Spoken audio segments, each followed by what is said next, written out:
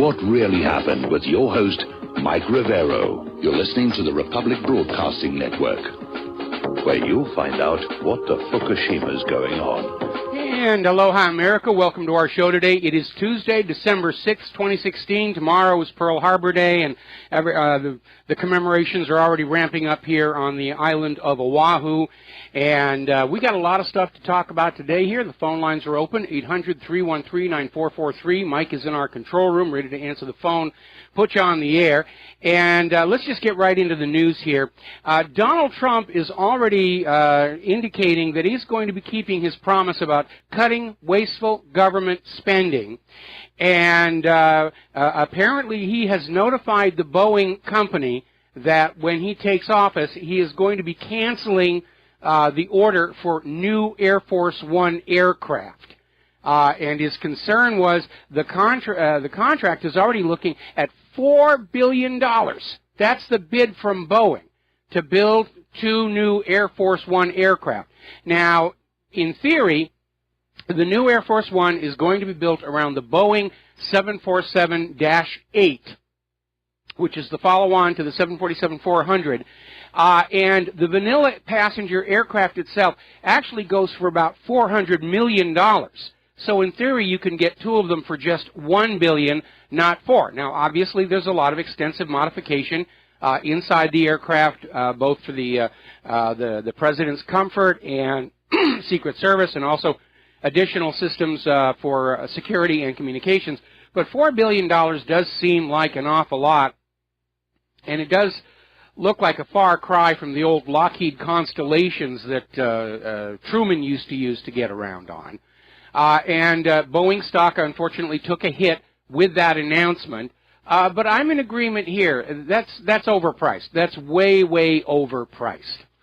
Now then, one of the electors down in Florida is out there saying that they're getting 4,000 harassing emails from Hillary supporters every single day demanding that he go against the will of the Florida voters and vote for Hillary Clinton. And it's like they're not even trying to hide the fact that Hillary is trying to basically hijack the election, overturn the election, and steal the White House.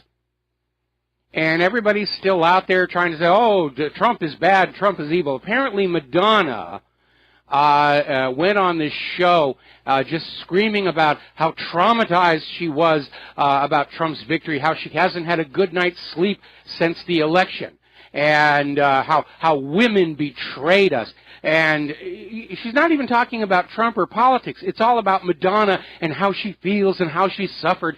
See her pain. Look what you voters have done to poor Madonna. And looking at all this nonsense, I find myself in agreement with Mark Wahlberg and, for once, Gene Simmons, that these self-centered celebrities screaming about how bad they feel about how America voted, like we should care, should just shut up. I mean, it is ridiculous. Now, Jill Stein is still pursuing her recount in Wisconsin. And hang on. We seem to have a sound problem here. There we go. Sorry about that. Old equipment. Jill Stein is still pushing for recounts in Wisconsin, Michigan, and Pennsylvania, and she is still citing as her excuse, Russians hacked the elections, even though in one of the states they use punch cards and optical scanners that are not connected to the internet, and it can't be hacked. But she's still pushing on this thing. And here's a little something to put this all in perspective. Jill Stein's recount, which will not change Jill Stein's outcome in this election, is costing more money than it would cost to replace Flint, Michigan's water system completely so they had safe drinking water. So you can see where the priorities are in what's going on with all of this caterwauling. So getting on to this thing, this whole recount situation may be about to backflash horrifically on Hillary Clinton because with the hand recount, they are encountering massive evidence of election fraud. And over in Detroit, basically they're looking at the ballots and they're looking at the polling books from the precincts where people signed in to vote, and they're not getting a matchup. There should be just as many ballots in that box as there are signatures in that polling book. They're not lining up. And so they're saying there can't be a recount. Under Michigan law, a precinct can't be recounted if the poll book and ballot box numbers don't match. And under Michigan law, the results from the original election night tally stand. Now, over in Michigan, over one-half of Hillary Clinton's Detroit vote faces disqualification. And Michigan officials are saying they cannot reconcile the vote counts in 610 of 1,680 precincts. In other words, 59% of the precincts. And these are precincts where Hillary Clinton won by huge margins over Donald Trump. Again, because the number of voters recorded in the poll books do not match the number of votes recorded in the electronic voting machines. And specifically, the number of votes in the electronic voting machines were higher than the number of voters that signed in to vote in those precincts. And all of the fraud being detected favors Hillary Clinton. We're going to take a minute here to do a shout-out to our on-air affiliates who are just rejoining the network. We're talking about the recount and how where all these recounts are taking place, they're finding all of these indications of massive election fraud. Now, over in Milwaukee, the Board of Elections is withholding the absentee ballots from the official recount. And so far, Hillary is losing more votes during the hand recount. She's down 34,000 votes. And apparently what they're finding are these glaring anomalies. One ward where Hillary won by a margin of 242 to 1 over Donald Trump on the basis of absentee ballots, and 6 other wards where Hillary won by margins higher than 100 to 1. See, what they do is they'll look at the ward maps, and there should be an overall correlation. Hillary up by 20% in this ward, by 25% in this ward, by 30% in this ward. They should all be basically the same. When you have these wards sticking out, where Hillary is winning by 242 to 1 or 100 to 1, that's an indication some fraud has taken place. You don't see that in a perfectly honest, normal election. And as a result, they're taking these wards with these extreme advantages to Hillary, and they're revising them downward to be in line with the margins of neighboring wards and with the county-wide overall, the averages overall. They're basically finding all this massive election fraud. And we knew when Jill Stein launched this recount, there was a real danger that they were going to find all this election fraud. Hillary may just come on out and say, yeah, I committed election fraud in those states, therefore they can't participate in the Electoral College. What are you going to do about it? I'm about to be the president, so you can't do a thing to me. Now, Jill Stein's lawyers have mounted an effort to to block certain judges from the Michigan Supreme Court from ruling on the recount case. And as much as I hate to admit it, she does have a legitimate point. Some of these judges are on the list of possible Supreme Court picks by Donald Trump, and that represents a conflict of interest. But they're already out there trying to tailor the court so it's going to go Jill Stein's way.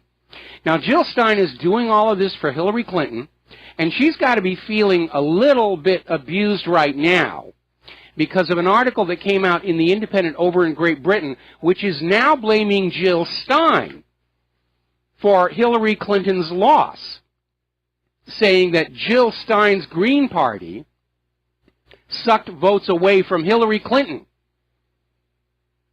and that Jill Stein handed the Republican candidate the presidency. Really? I thought it was the Russian hackers. No, now it's Jill Stein. And I imagine that Jill's got to be a little bit irked that she's now being blamed for Hillary's loss, as if Benghazi and the private email server and possible espionage, corruption, pay for play had absolutely nothing to do with Hillary's defeat in this recent election. That all doesn't really matter. It's all Russia's fault. It's all Jill Stein's fault. It's the women betrayed us. I mean, it really is ridiculous. Now, Donald Trump, using his own media venues, his Twitter account, his YouTube channel, he doesn't trust the corporate media, and he's wise not to do it. The corporate media has clearly adopted an adversarial position. He's not going to play nice with them. They're going to go after him. Trump has just announced that Masayoshi Son, CEO of SoftBank, has just pledged to invest $50 billion in U.S. industry, creating 50,000 new jobs. He's already out there keeping that promise to bring the jobs back, to revive American manufacturing. I think that's a really good sign for the future. Joe Biden has just announced that he plans to run for president in 2020. And I would be very careful about getting into small aircraft, Joe, because Hillary wants that nomination in 2020, if she doesn't steal the White House now. And remember what happened to John F. Kennedy Jr. when he declared for the Senate seat that Hillary coveted. Now, Judicial Watch has petitioned the court over the email case for the videos of the depositions of Hillary and all of her staff. They were deposed on video. The court sealed the videos so you can't see their facial expressions and provided transcripts. Well, Judicial Watch is saying it's time for the videos to be made available so that people can watch the faces of these people while they testify and judge for themselves how truthful they may or may not have been. Interestingly enough, the Bernie Sanders camp is now threatening a lawsuit against Project Veritas over a video that revealed violation of campaign finance law by the Bernie Sanders campaign.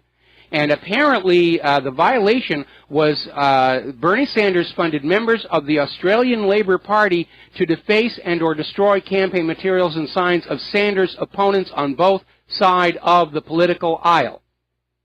So that's where a lot of this lawn sign destroying was coming from. It was a bought and paid for operation. All right, let's grab ourselves a phone call. Steve in California, aloha. Welcome to the show. What's on your mind? Well, John Stadmer was talking about this yesterday, the fake news stories, which I've always associated with the mainstream media. Much of that was fake news, conjured up, and propaganda.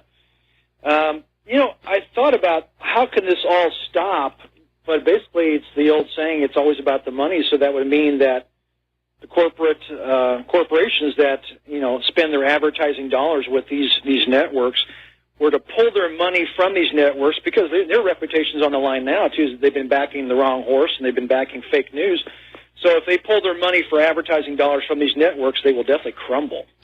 They definitely will. Most of these TV news networks in the corporate media are actually losing money hand over fist, but they're being underwritten and subsidized by their parent corporations and owners to go on basically trying to control what Americans are thinking, and everybody got the ice bucket challenge on the election that the corporate media can't do that anymore. Now, for the corporate media itself, despite all of these faux repentant editorials about we will try and be better in the future, the fact is they're trapped by their business model. They make the huge amounts of money they make for lying to the American people and being very convincing about it. If they stop that, if they start telling the truth, the people writing those checks to prop them up, they're going to put the checkbooks away. And they're all going to have to learn to live without those multi-million-dollar paychecks. So they can't change their business model. All they can do is keep on doing what they do, lie to the American people, and launch smear attacks against the independent media, which is out here doing the job the corporate media pretends to do, which is acting as a watchdog on government abuse. Well, correct me if I'm wrong. Isn't it 6% now believe that they tell the truth? Only 6%. The last poll I saw, only 6% of Americans trust the corporate media to be truthful, and that's an abysmal number. Yeah, I wonder what the numbers were prior. I mean, are Americans just getting smart now and wiser to corporate media? I mean, they came out blatantly and said we are here to try to get Hillary Clinton into office. That was right there in your face. Then we have George Soros showing how much control he has with his money and what he wants accomplished. Mm-hmm. I mean, do you think the Americans finally just kind of caught up with that and wised up with that, or what else happened? I think it's a continuation of a process that's been going on for quite a long time, and I think the watershed moment was when everybody realized that no, Iraq had not had weapons of mass destruction. It wasn't a simple mistake. They got lied to, and trust in the media, trust in the government has been declining ever since. And I think this display they put on during this election year really just accelerated an already ongoing process of disenfranchisement, decay, loss of trust, loss of faith. As Trump's spokesperson points out, the biggest fake news story of this year was Trump cannot possibly win the White House. And who was putting out that fake news? The corporate media. Yeah, those poll numbers were amazing. You know, I just saw today, I don't know if I emailed you this, but now the numbers are changing again of saying now 2.5 million voters as far as a popular vote for Hillary. And at first it was 1.6, 1.4, 1.7. Now it's 2.5. That number keeps continually changes. Well, you have to ask, why is it continually changing? Except for these 3 states, all the numbers are actually finally in. What they're trying to do is convince you that Hillary is so popular that we should just overturn the Constitution and throw out our existing system of government and anoint Hillary Empress the First. The problem with that is, of course, the popular vote numbers aren't changing, except in those 3 states. And so far in those 3 states, for the most part, Hillary is losing votes as all this fraud is starting to surface. And what they're ultimately trying to do is they can't get around the reports from votefraud.org and truethevote.org that at least 3 million non-citizens did vote in this election. So they're trying to slowly creep Hillary's popular vote advantage above that number. So they can say, well, all right, even if you subtract out the illegal immigrant voters, and we certainly did not encourage them to vote for Hillary Clinton, Hillary still won the popular vote. And it's getting more and more extreme. But except for Michigan, Wisconsin, and Pennsylvania, Hillary's popular vote numbers should not be changing at all. And they're jumping up by numbers which are so large. I mean, you're talking about, you know, the entire populations of entire cities here. Agreed. Hey, thanks again. All right, thanks an awful lot. We're going to let you go here. Now, then, Judicial Watch announced today it got records from the U.S. Secret Service about the first family's travel expenses, which you all cover. And the first family's Hawaiian vacation, Christmas vacation, last year basically cost $4,823,000. Now, my understanding is the rules of the White House are the taxpayers pay for anything connected with official business. If you are the first family, you're the president, when you are not entertaining diplomats, lobbyists, heads of state, you're just home with the family, and you're eating a meal, you actually have to pay for that yourself. A lot of presidents have not been happy about that, but that's the way the rules work. The taxpayers are only supposed to be paying for official business. Well, Obama's been out here to Hawaii for their Christmas vacation 8 times because they came out before he took office, and we're going to have the 9th one end of this month. That's not official business. And yes, I understand he's got to have Secret Service protection and everything, but does he really need to bring along Air Force One as opposed to one of the smaller transports that are in that particular Air Force wing? But so far, over his 8 years in office, Obama's family travel expenses, not related to official business, total $85 million. And as I said, we've got one more to go end of the month here, which added to the light rail construction and all the last-minute holiday shopping. The traffic is going to be a nightmare on this island, and I'm not looking forward to that. I'm going to stay on my side of the island. Obama stays on his side of the island, and I will be very, very happy. All right, we're going to take a quick break for commercials, and we'll be right back. And aloha, America. Welcome back to our show here. And I'm watching Obama. He's making a speech down at MacDill Air Force Base. Basically comes under the heading of trying to polish up his legacy. And he's out there with comments like, you know, we've always prohibited torture. Doesn't matter what you prohibited. What matters is what actually got done. So getting on back to the news here, ABC has now picked up the story of Trump getting SoftBank to invest $50 billion in our economy. And the corporate media, they're going to have a stroke over this. How are they going to demonize this? How are they going to turn this around to say, oh, Donald Trump, he, look at the terrible thing he's done. Doesn't look terrible for those of us who are out of work, does it? Now, getting on to this issue about the war between corporate media and the independent media, the European Union is now demanding that Twitter, YouTube, and Facebook censor illegal hate speech. In other words, anything that does not fit with the official government narrative of the European Union. Hate speech has been redefined so broadly that it can be applied just about anywhere. We all know it's nonsense. When you're criticizing the actions of somebody's government, that's not hate, that's criticism. But it's hate, and hate allows us to, violate our laws on freedom of speech here. We are seeing another trend emerging in the corporate media. Normally when you go to their websites and they have a story, they'll have a comment section. And over the months, people who write observations that are not in line with the official story or who point out the obvious problems in the reporting of those stories get banned. I've been banned from Reuters and 2 or 3 others. I don't remember which ones. I usually find out when I try and post. Now we're seeing a new trend. More and more of the websites being run by the corporate media have simply dropped the comment section. They don't want to hear from you. It's costing them way too much money to hire posters to go in and argue with you to make you look silly because it doesn't really work. So they're going back to the model. Here is what we say. You will read it, and you will not feedback. Going right back to the 1950s on that. So, article that came out of Veterans News now pointing out that the problem with the corporate media is not just the fake news. It's the fact that the corporate media pointedly does not report on important things that they don't want the American people to know about, such as Israel's continued crimes against the Palestinians and their neighboring nations. We're not going to talk about Israel here today. We're going to go on over and talk about Kim Kardashian's return to celebrity status. And more, the corporate news media are starting to remind me of those supermarket tabloids at the checkout stand here.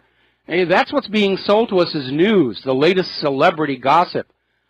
I don't care. I don't think anybody else does. It's just a constant attempt to distract us away from the real issues, from going on out and saying, what's going on in the world? I need to know.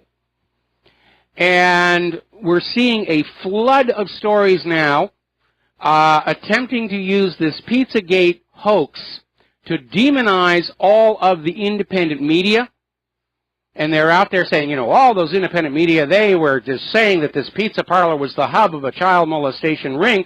Well, unfortunately, some independent media did fall for this hoax.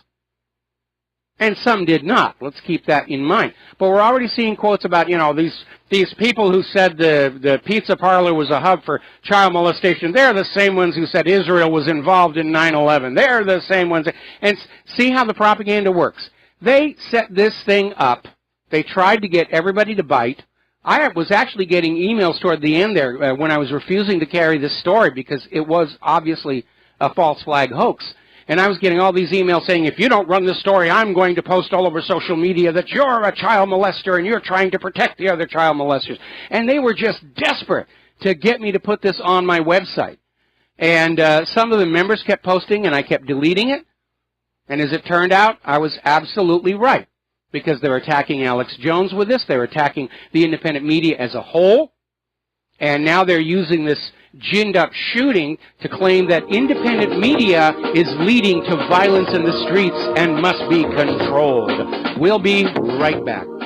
And aloha, America. Welcome back to the show here. I'm already getting emails from people who are planning on coming to Hawaii end of this month for the Christmas holidays and saying, where should we avoid? And in general, the south part of the East Coast, Kaneohe, and further south down around the Sea Life Park, that's where the Obamas are are staying. But, of course, they do travel around the island. They're probably going to go to Ala Moana Shopping Center to do their Christmas shopping. They actually shut down the Neiman Marcus, kicked all the regular customers out, and it was just the Obamas and those store clerks that had passed muster with the Secret Service while they went on in there. And I'm sure Neiman Marcus appreciated the honor of serving the presidential family, but probably in the long run they actually lost a lot of money because of other customers who couldn't get in there. Obama is still making his speech. He's still trying to polish his legacy, and he actually made the comment, democracy should not be in a permanent state of authorized war. Look who's talking. And he's literally out there trying to rewrite his own future history. How he was a peace president and he got the Peace Prize and this and that. And it would be laughable if so many people hadn't died, proving the exact opposite to what he's saying here. Now, getting back to the issue of real news, fake news, independent media versus corporate media, Nigel Farage gave a speech at a conference for the corporate media, and he ripped into them and basically said, if you guys don't change what you're doing, you're not going to be here much longer. And Edward R. Murrow would have been proud of Nigel and what he said. And he's absolutely right. Ultimately, the liars are going to fade into history. And again, a lot of what we're seeing right now is a replay of the turmoil that happened when Gutenberg rediscovered movable type printing. And all of a sudden, books were affordable to the middle class, literacy exploded, and people were able to read things and share information. And the rulers of Europe were in a panic. The clergy were in a panic. Every church had made alterations to their own Bible to suit whatever their particular point of view was, and none of them lined up. And all of a sudden, people were saying, wait a minute, how can this be the true Word of God if you're saying one thing in this building and something else in the other building? Do you know, speaking of the war on truth, the gentleman who did the first English language translation of the Bible was actually burnt at the stake for it, along with all of his Bibles? That's how panicked the establishment was back then, and we're seeing a repeat now. What we're seeing right now is the digital age version of the Nazi book burning. Das ist der Fake News! Das ist der Fake News! Getting some gasoline. Now, story out of Veterans News Now, a call to develop alternative social media and search engine platform competitors that aren't evil. And now is the time to be making that push out there. And as a matter of fact, it's already underway. The Yandex search engine is very capable. It's not being censored. It's not being filtered to suit the American point of view. New social media platforms like Scene Life, Gab, Diaspora, they're all coming online. We just put up an ad for a new one called the Liberty Caucus, which is an uncensored forum where you can share ideas. There's going to be an explosion of these alternatives to Facebook and Google, and they're going to start losing their audience, and they're going to lose money, they're going to lose advertisers. It's already happening. We were reporting yesterday how Google's founder's Facebook, his fortunes are already in decline. And as I said yesterday, what people need to do is complaining the corporate media won't do anything. They can't change their business model of lying for big bucks. But you can start going to the website of the people who advertise on the corporate media and just say, I'm boycotting your products from now on because you're sponsoring a propaganda outlet. That message will be heard loud and clear. Now, the Washington Post is still standing firm. They're refusing to retract that McCarthy-esque smear of the independent media, saying we're all in cahoots with the Russians. We're all Russian agents. I love Paul Craig Roberts. He came on out and he said, I'm busted. Yep, you got me. I'm a Russian agent. Very much tongue-in-cheek. And sometimes humor is the best way to deal with this. Yeah, and not take it seriously. I mean, the independent media, we've been under attack by this group or that group all along. Southern Poverty Law Center went after me a while back. Now it's the Washington Post. I think we should almost feel proud that we are seen as such a threat to CNBC, Washington Post, the New York Times, and so forth. They're really afraid of us. We should take pride in that. Now, there are a lot of concerns being raised over House Resolution 6393, and concerns that it could actually result in independent media being thrown in prison for criticizing the government. And they're basically saying we're in this age of absolutes. Remember when George Bush, when he was out there saying we don't need the Fourth Amendment, said either you're with us or you're with the terrorists? And now we have the Washington Post basically saying either you're with us or you're with the Russians. So there's a concern that H.R. 6393 could result in some of us in the independent media going to prison merely for speaking out against government corruption. And this article that is expressing this concern over it before it's news mentions the Trading with the Enemies Act. Well, there's a little bit of a wrinkle there. First of all, the Trading with the Enemies Act involves actual commerce. Now, in the run-up to World War II, some of the big Wall Street banks were financing Adolf Hitler's rise in Nazi Germany. And these were the same bankers that tried to organize the coup against President Roosevelt. And Roosevelt couldn't do anything about it until there was a formal declaration of war against Germany, and only then did the Trading with the Enemies Act come into play. Now, so far, the U.S. has not formally declared war against Russia, so that's not going to be a factor. But there's going to be harassment. All of our servers are under attack. The corporate media is trying to smear us as Russian stooges. And it's a reminder that the people who are in control of the corporate media are really a bunch of Cold War fossils, where they're out there still believing that if they shout commies and Russians, Americans will wet themselves and salute the flag in fear. But there's a little bit of a problem. The current younger generation of America grew up without that constant brainwashing in the public schools to demonize Russia and the Soviet Union. And I remember very clearly when I was in public school, you know, the non-stop propaganda about how evil communism was and how evil communists were and how they were going to do all these terrible things to us, none of which, of course, ever really happened.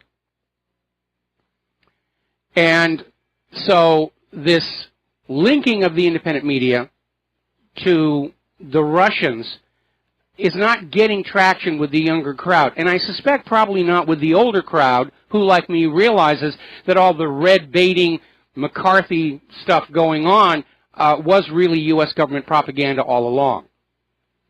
Because when I finally got to meet some Soviet citizens at a SIGGRAPH, they were very nice people.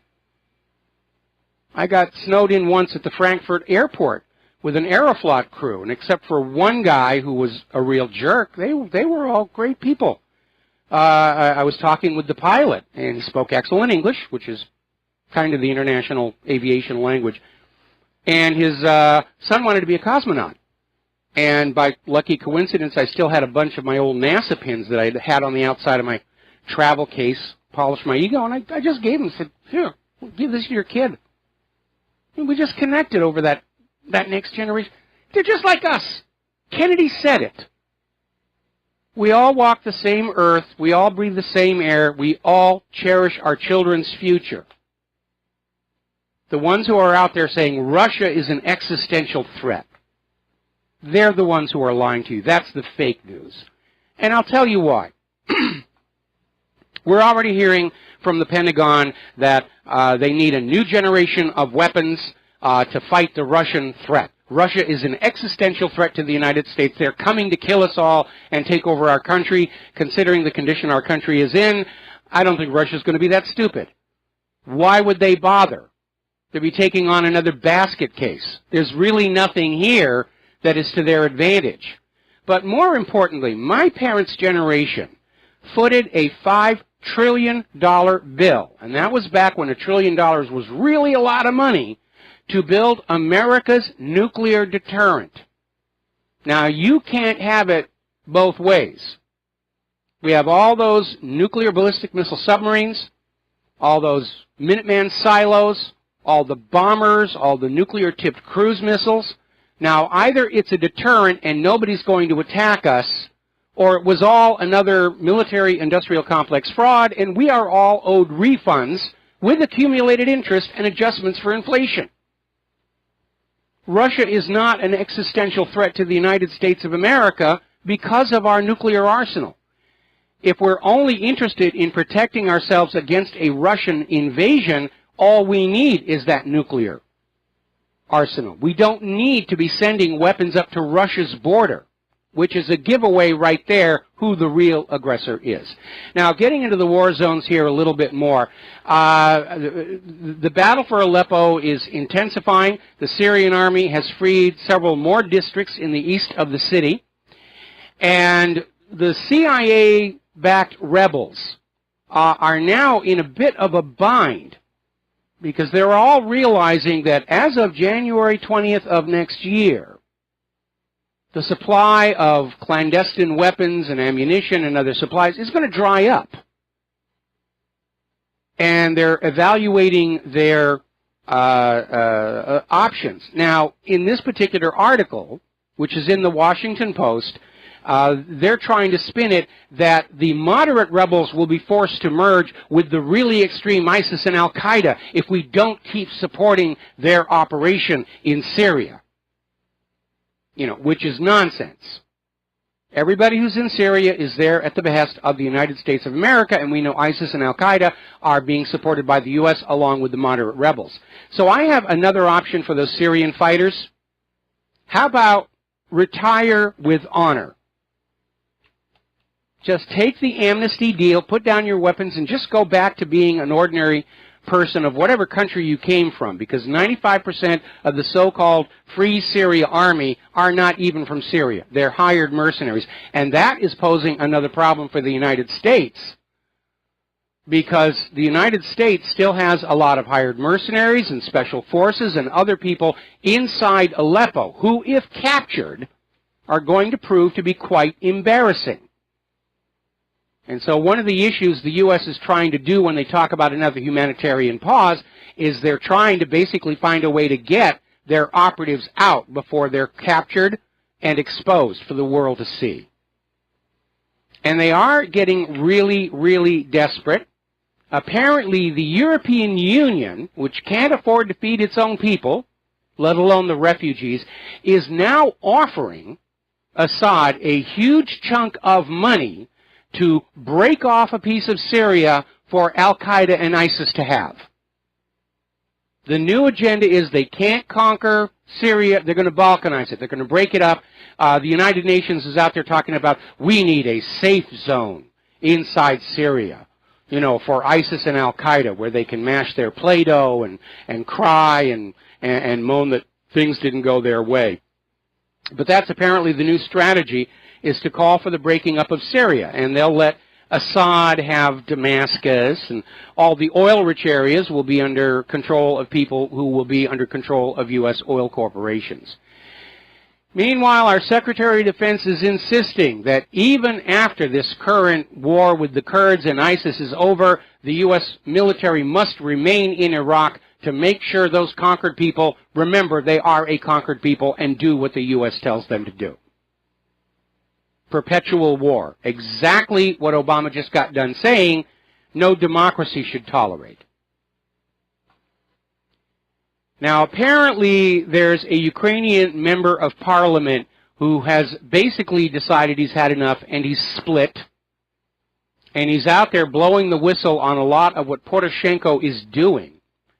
And he's basically outed Poroshenko is taking the financial aid that the West is pouring on in, IMF money, which is supposed to be there to help retire debts, pay off the gas bill to the Russians, take care of the people who are in serious, serious hurt because of this U.S. botched coup d'etat. And he's spending it on war. And apparently there's a lot of massive bribery going on. And he didn't want to go along with it, at which point Poroshenko tried to frame him with bribery, which is why he has now left the country. Now, down in Israel, we are now finding out that women in Gaza who have serious medical problems cannot find medical treatment inside Gaza. They have to travel to Israel proper or somewhere else, for which they need the permission of the Israeli government, which apparently is routinely denied. And there are now estimates from the local health ministry in Gaza. There are now several hundred women with breast cancer in Gaza who are being forbidden to leave Gaza to seek medical care by Israel. And that's another form of collective punishment and inhumanity. Now, Netanyahu, of course, is struggling against new corruption charges, and somebody set up a golden statue of him in Rabin Square. And it was very hastily made. It's not a solid, real statue, but it went on up there, Netanyahu, the man of gold, we should all...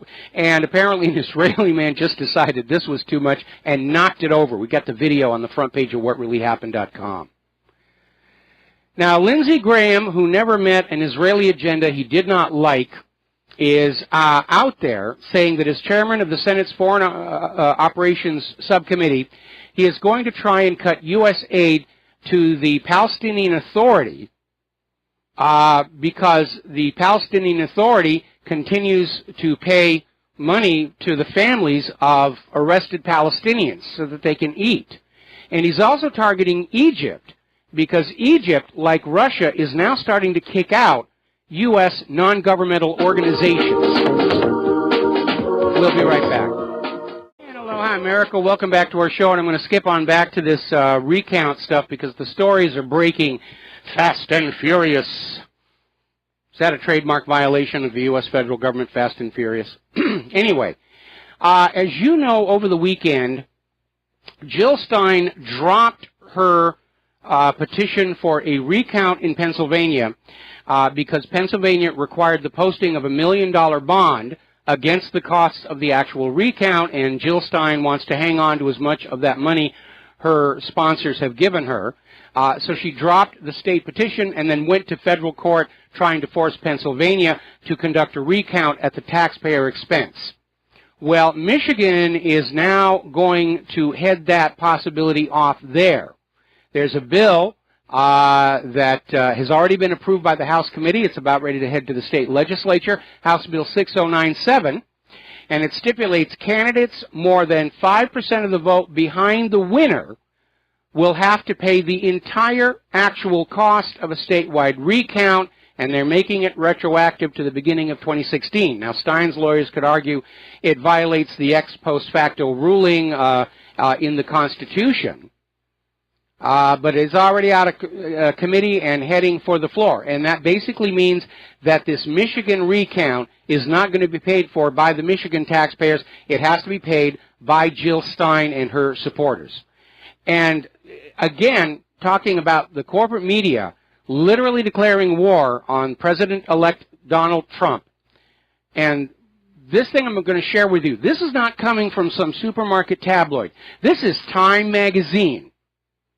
And Time Magazine's Mark Weston has come on out there saying that the 65 million Americans who voted for Hillary Clinton should not pay any more taxes to the federal government until, quote, democracy is restored. In other words, make Hillary the president or we're not going to file our tax forms this year.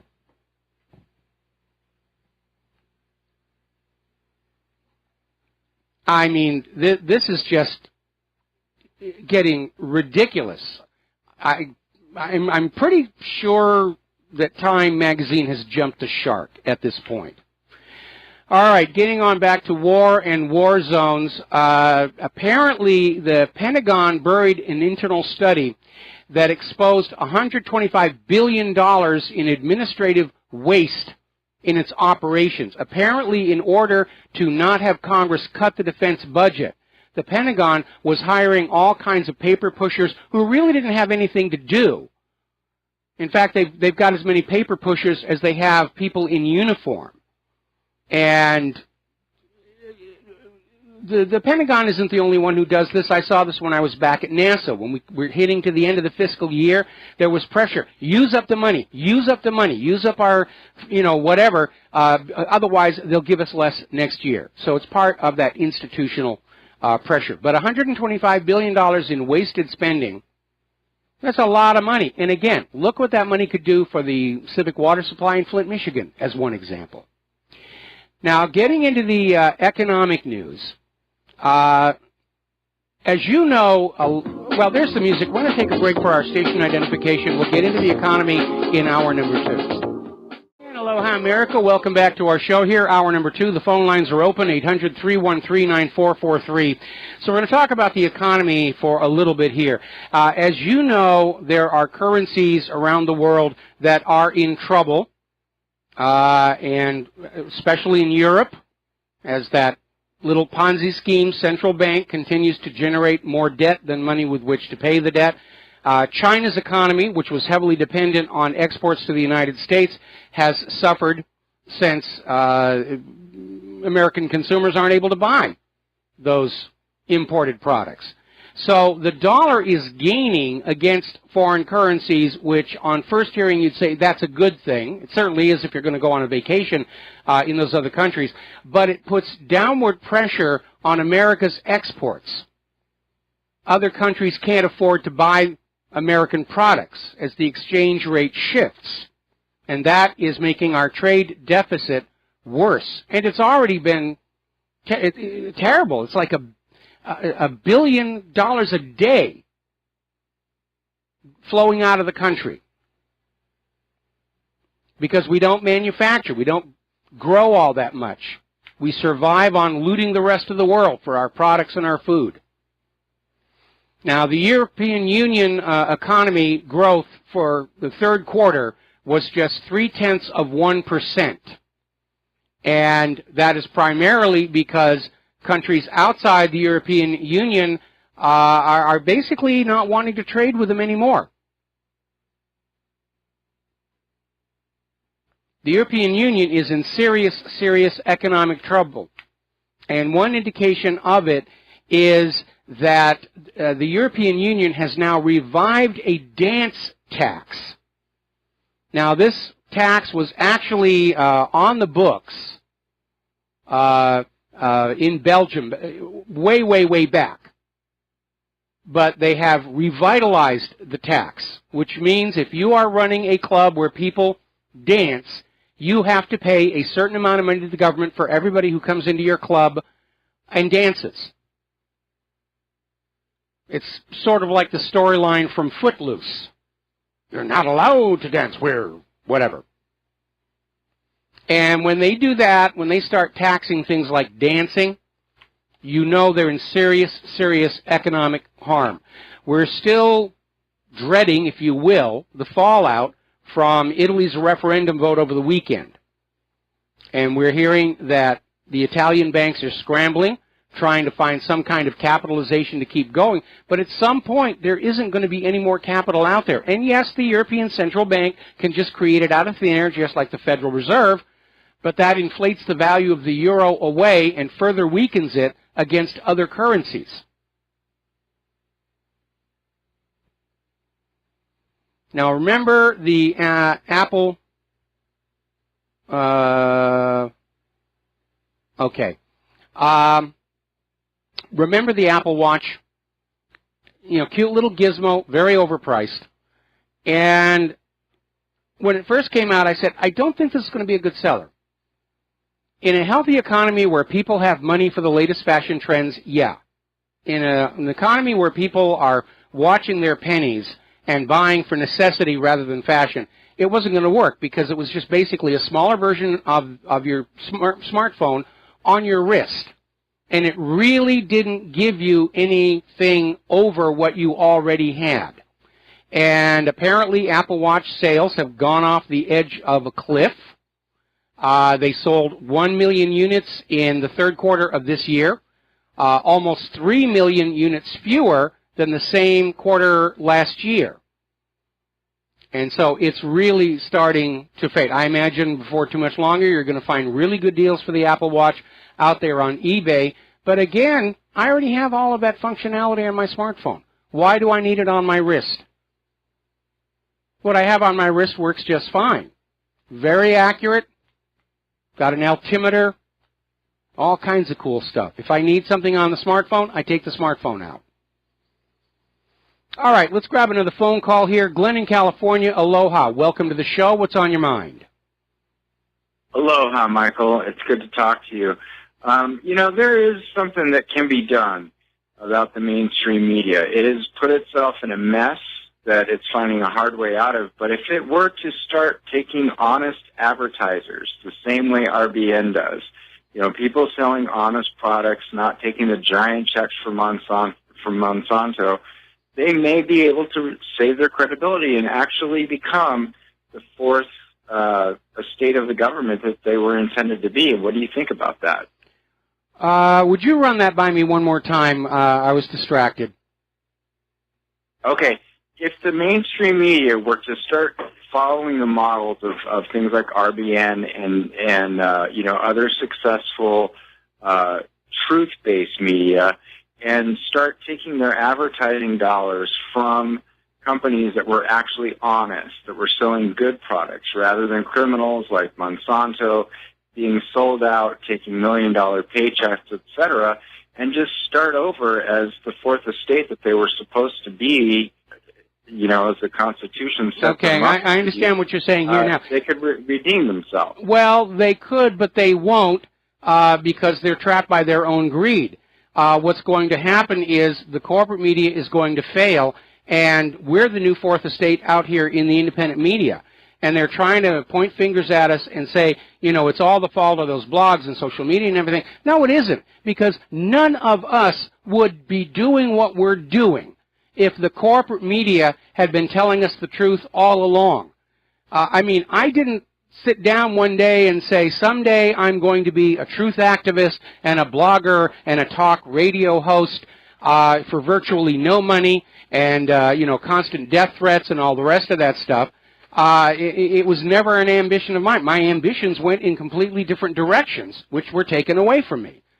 So, the corporate media has trapped it. Them, though. Well, that now they're looking at the same thing because the people have lost trust. Their corporate sponsors are no longer going to support them, and all of those people are going to find themselves in the same situation you found yourself in 22 years ago, where they're suddenly at a loss. Well, a lot of them already have. There's a lot of staff cutbacks in the corporate media. I've actually gotten resumes from people who were in the corporate media saying, can I write for you and everything? And I write back and say, do you think we have any money? Again, this is literally a war, as James Corbett puts out. It's a fight to the political death.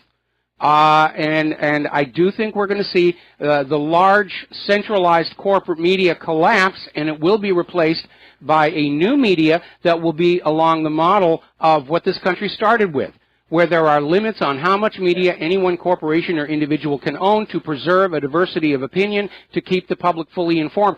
And it's going to have its roots right here in the independent media. We're the foundation of where media is going into the future. They don't like to admit it, but again, they're trapped by their own greed and their corporate structure. They can't change what they're doing. They can't stop lying because lying is what they're paid the big bucks to do. So they're stuck. They're in a corner. They're going to have nothing left, though. There's not going to be anybody paying them to lie because they've seen it's not effective.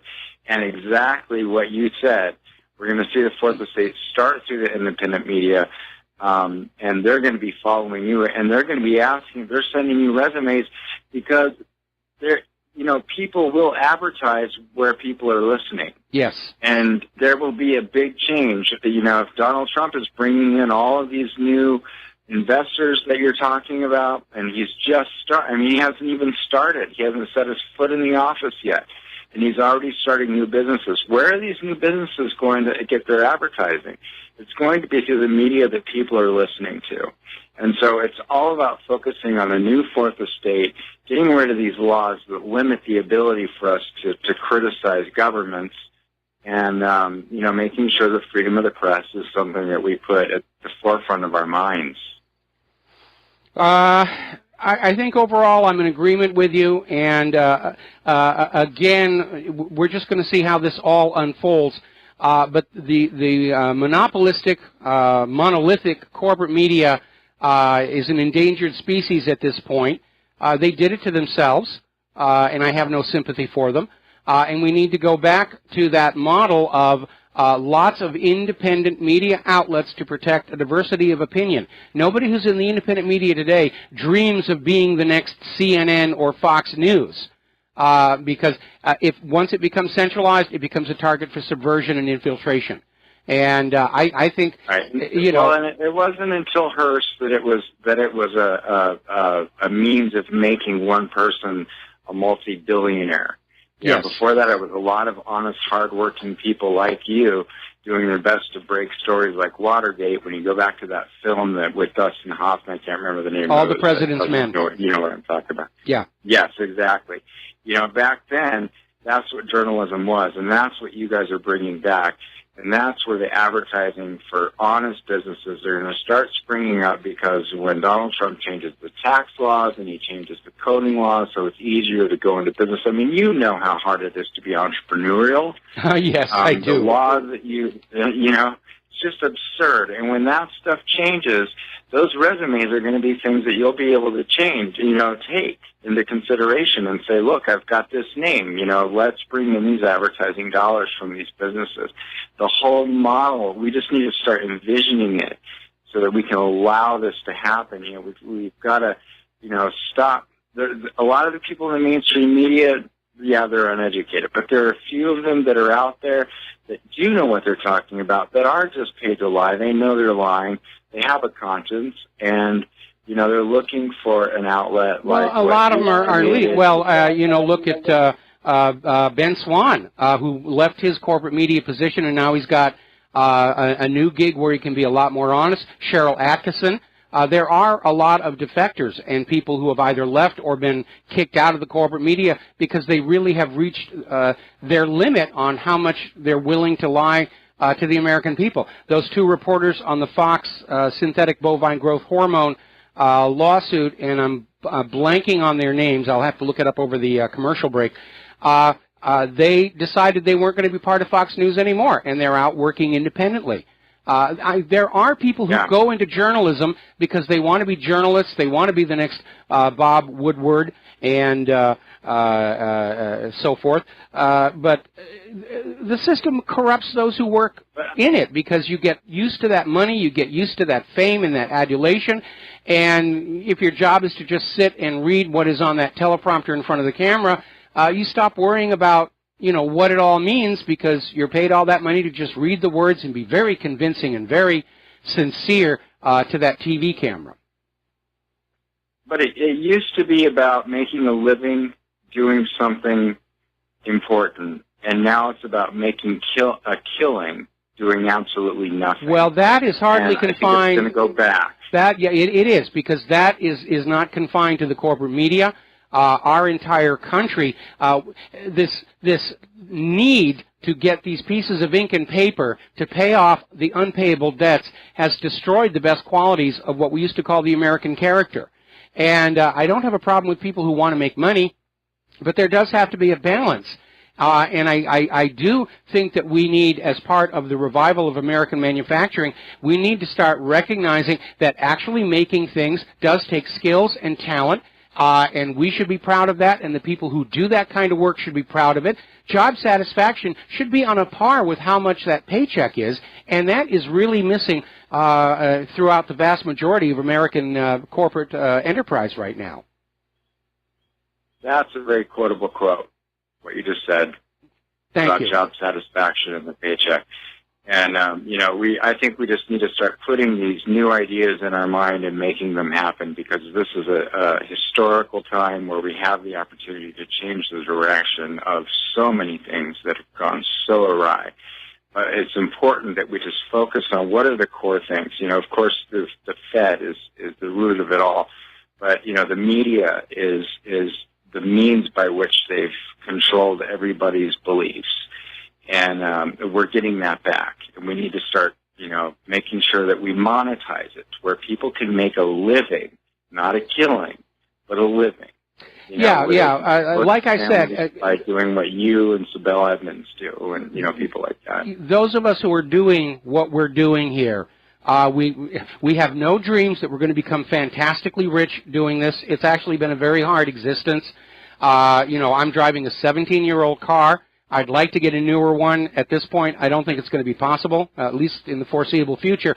But after January 20th, if in fact Donald Trump succeeds in hanging onto the White House from Hillary and her machinations, I do think we're going to start seeing a swing where the audiences are going to come to the independent media, the advertisers are going to come to the independent media, and we're not going to get rich, but hopefully we're going to be a little bit more comfortable. We can pay off all of our backlog of bills and so forth.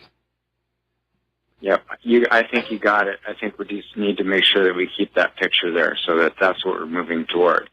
No. The picture I am moving toward is a fully informed American public making good decisions at the polls in a nation with honest, verifiable elections, and certainly avoiding World War III. Without people like you. How can that happen without people like you being able to support themselves and do what you do? You guys are the core. Well, thank you. Julian Assange, you guys, I'm not trying to blow smoke, but I just, want to say you guys are the ones that have shifted this election. You could give yourself a pat on the back more recently, ask for donations more often. I wish I could give you more. Mm-hmm. And I think that things are going to change in the near future. I think that we're going to see a whole shift in the culture of media. And I think that if we're at the forefront of, like, Steve Jobs had an image of what a computer could be that was 20 years ahead of what anybody else could imagine. And if we start thinking that same way about what media could be and how this country could be, that we can shape it and we can make it happen. If we get President Trump in, we're in a very dangerous zone between now and December 19th. But if we can get past that and block Hillary's attempt to steal the nation, we could literally turn things around and pull this nation back from the brink, pull it away from 3 decades of control by the narcocracy, and we could actually possibly save this nation without having to go through a collapse and a civil war. And I'd certainly be on board with that. Anyway, listen, Glenn, thanks an awful lot for the kind words. We're going to let you go. We got to do a shout-out now to our on-air affiliates who've rejoined our network, and we weren't able to get to that up until now. So getting on to the issue of immigration, one of the reasons these non-governmental organizations are coming under criticism all over the world is because more and more it's obvious their front operations to carry out political agenda for nation-states that want deniability that they're involved in this. Russia, of course, has banned a lot of NGOs, especially those of George Soros. Egypt is now banning NGOs, which is why Lindsey Graham wants to cut off all U.S. aid to them, because those NGOs are tools of American foreign policy. And now we're getting this story coming, it's a YouTube video, where non-governmental organizations are smuggling migrants into Italy on an industrial scale. And this, of course, is in support of George Soros' dream of a single planet with a single golden throne and all of the people of planet Earth blended together into a formless, massless population with no sense of who they really are. Because if you have a strong sense of identity, you're harder to control. And that's what they're trying to destroy. They're trying to get us so confused about who we are, where we come from, what our history is, to the point where we're not even sure what bathroom we're supposed to be using. That's all a deliberate attack on your sense of self, your identity. And we need to push back against that.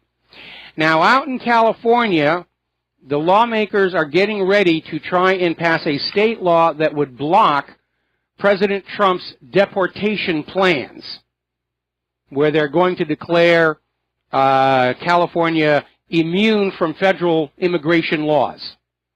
And that, of course, is overruled by the Supremacy Clause in the Constitution. And there's something that all of these politicians who are on board with this sanctuary city, we're going to defy Donald Trump, we're going to do things our own way, there's a complication they need to look at. And when we come back from these words from our sponsors, I'll tell you what that complication really is. We'll be back after these few words. And aloha, America. Welcome back to our show here. And we're talking about immigration.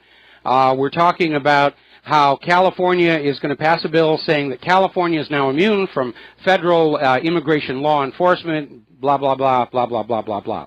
Now, there's a little bit of a wrinkle here.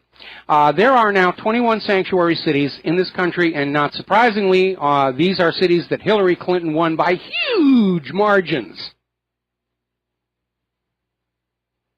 For those who are still doubting that illegal immigrants did vote in this last election. And they're all out there saying, we're going to defy the president, we'll risk our federal funding.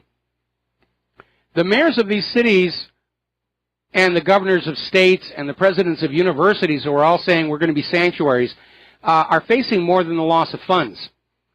It is a felony under federal law to harbor an illegal immigrant, to provide them any kind of shelter, food, or support. If Donald Trump wanted to enforce that law, they're going to start arresting some of these politicians. Now, these politicians are out there screaming about sanctuary cities because they are supported by the illegal immigrant votes. But they're literally guilty of felony violations of federal immigration law, and again, because of the supremacy clause in the Constitution, any law California passes saying federal law is not enforced here is automatically null and void. Let's go back to the phones here. Ralph in New York City, aloha. Welcome to the show. What's on your mind? Ralph, are you there? I am not hearing Ralph. Okay, all right. Well, then we're going to move forward with our stories. Over in Germany, Angela Merkel is going to try and run for another term in office, even though her poll numbers are very, very low. She's probably figuring that if she gets twice as many election riggers as Hillary Clinton, she'll be in. But she's aware that her immigration refugee policy has become a major, major problem. Now, she doesn't want to close those open doors. So what she's done, amazingly enough, is she's called for a ban on the wearing of the burqa in public. So that even though the refugees are still there and causing all kinds of mayhem, the German people won't see them in the population because they won't be wearing the burqas. That's Merkel's thinking. So she's solved the migrant crisis in terms of her own political career, certainly not for Germany and the German people, but that's how politicians will think. Now, over in Great Britain, activists are holding rallies outside the British Parliament. Okay, hang on a second. Is Ralph there?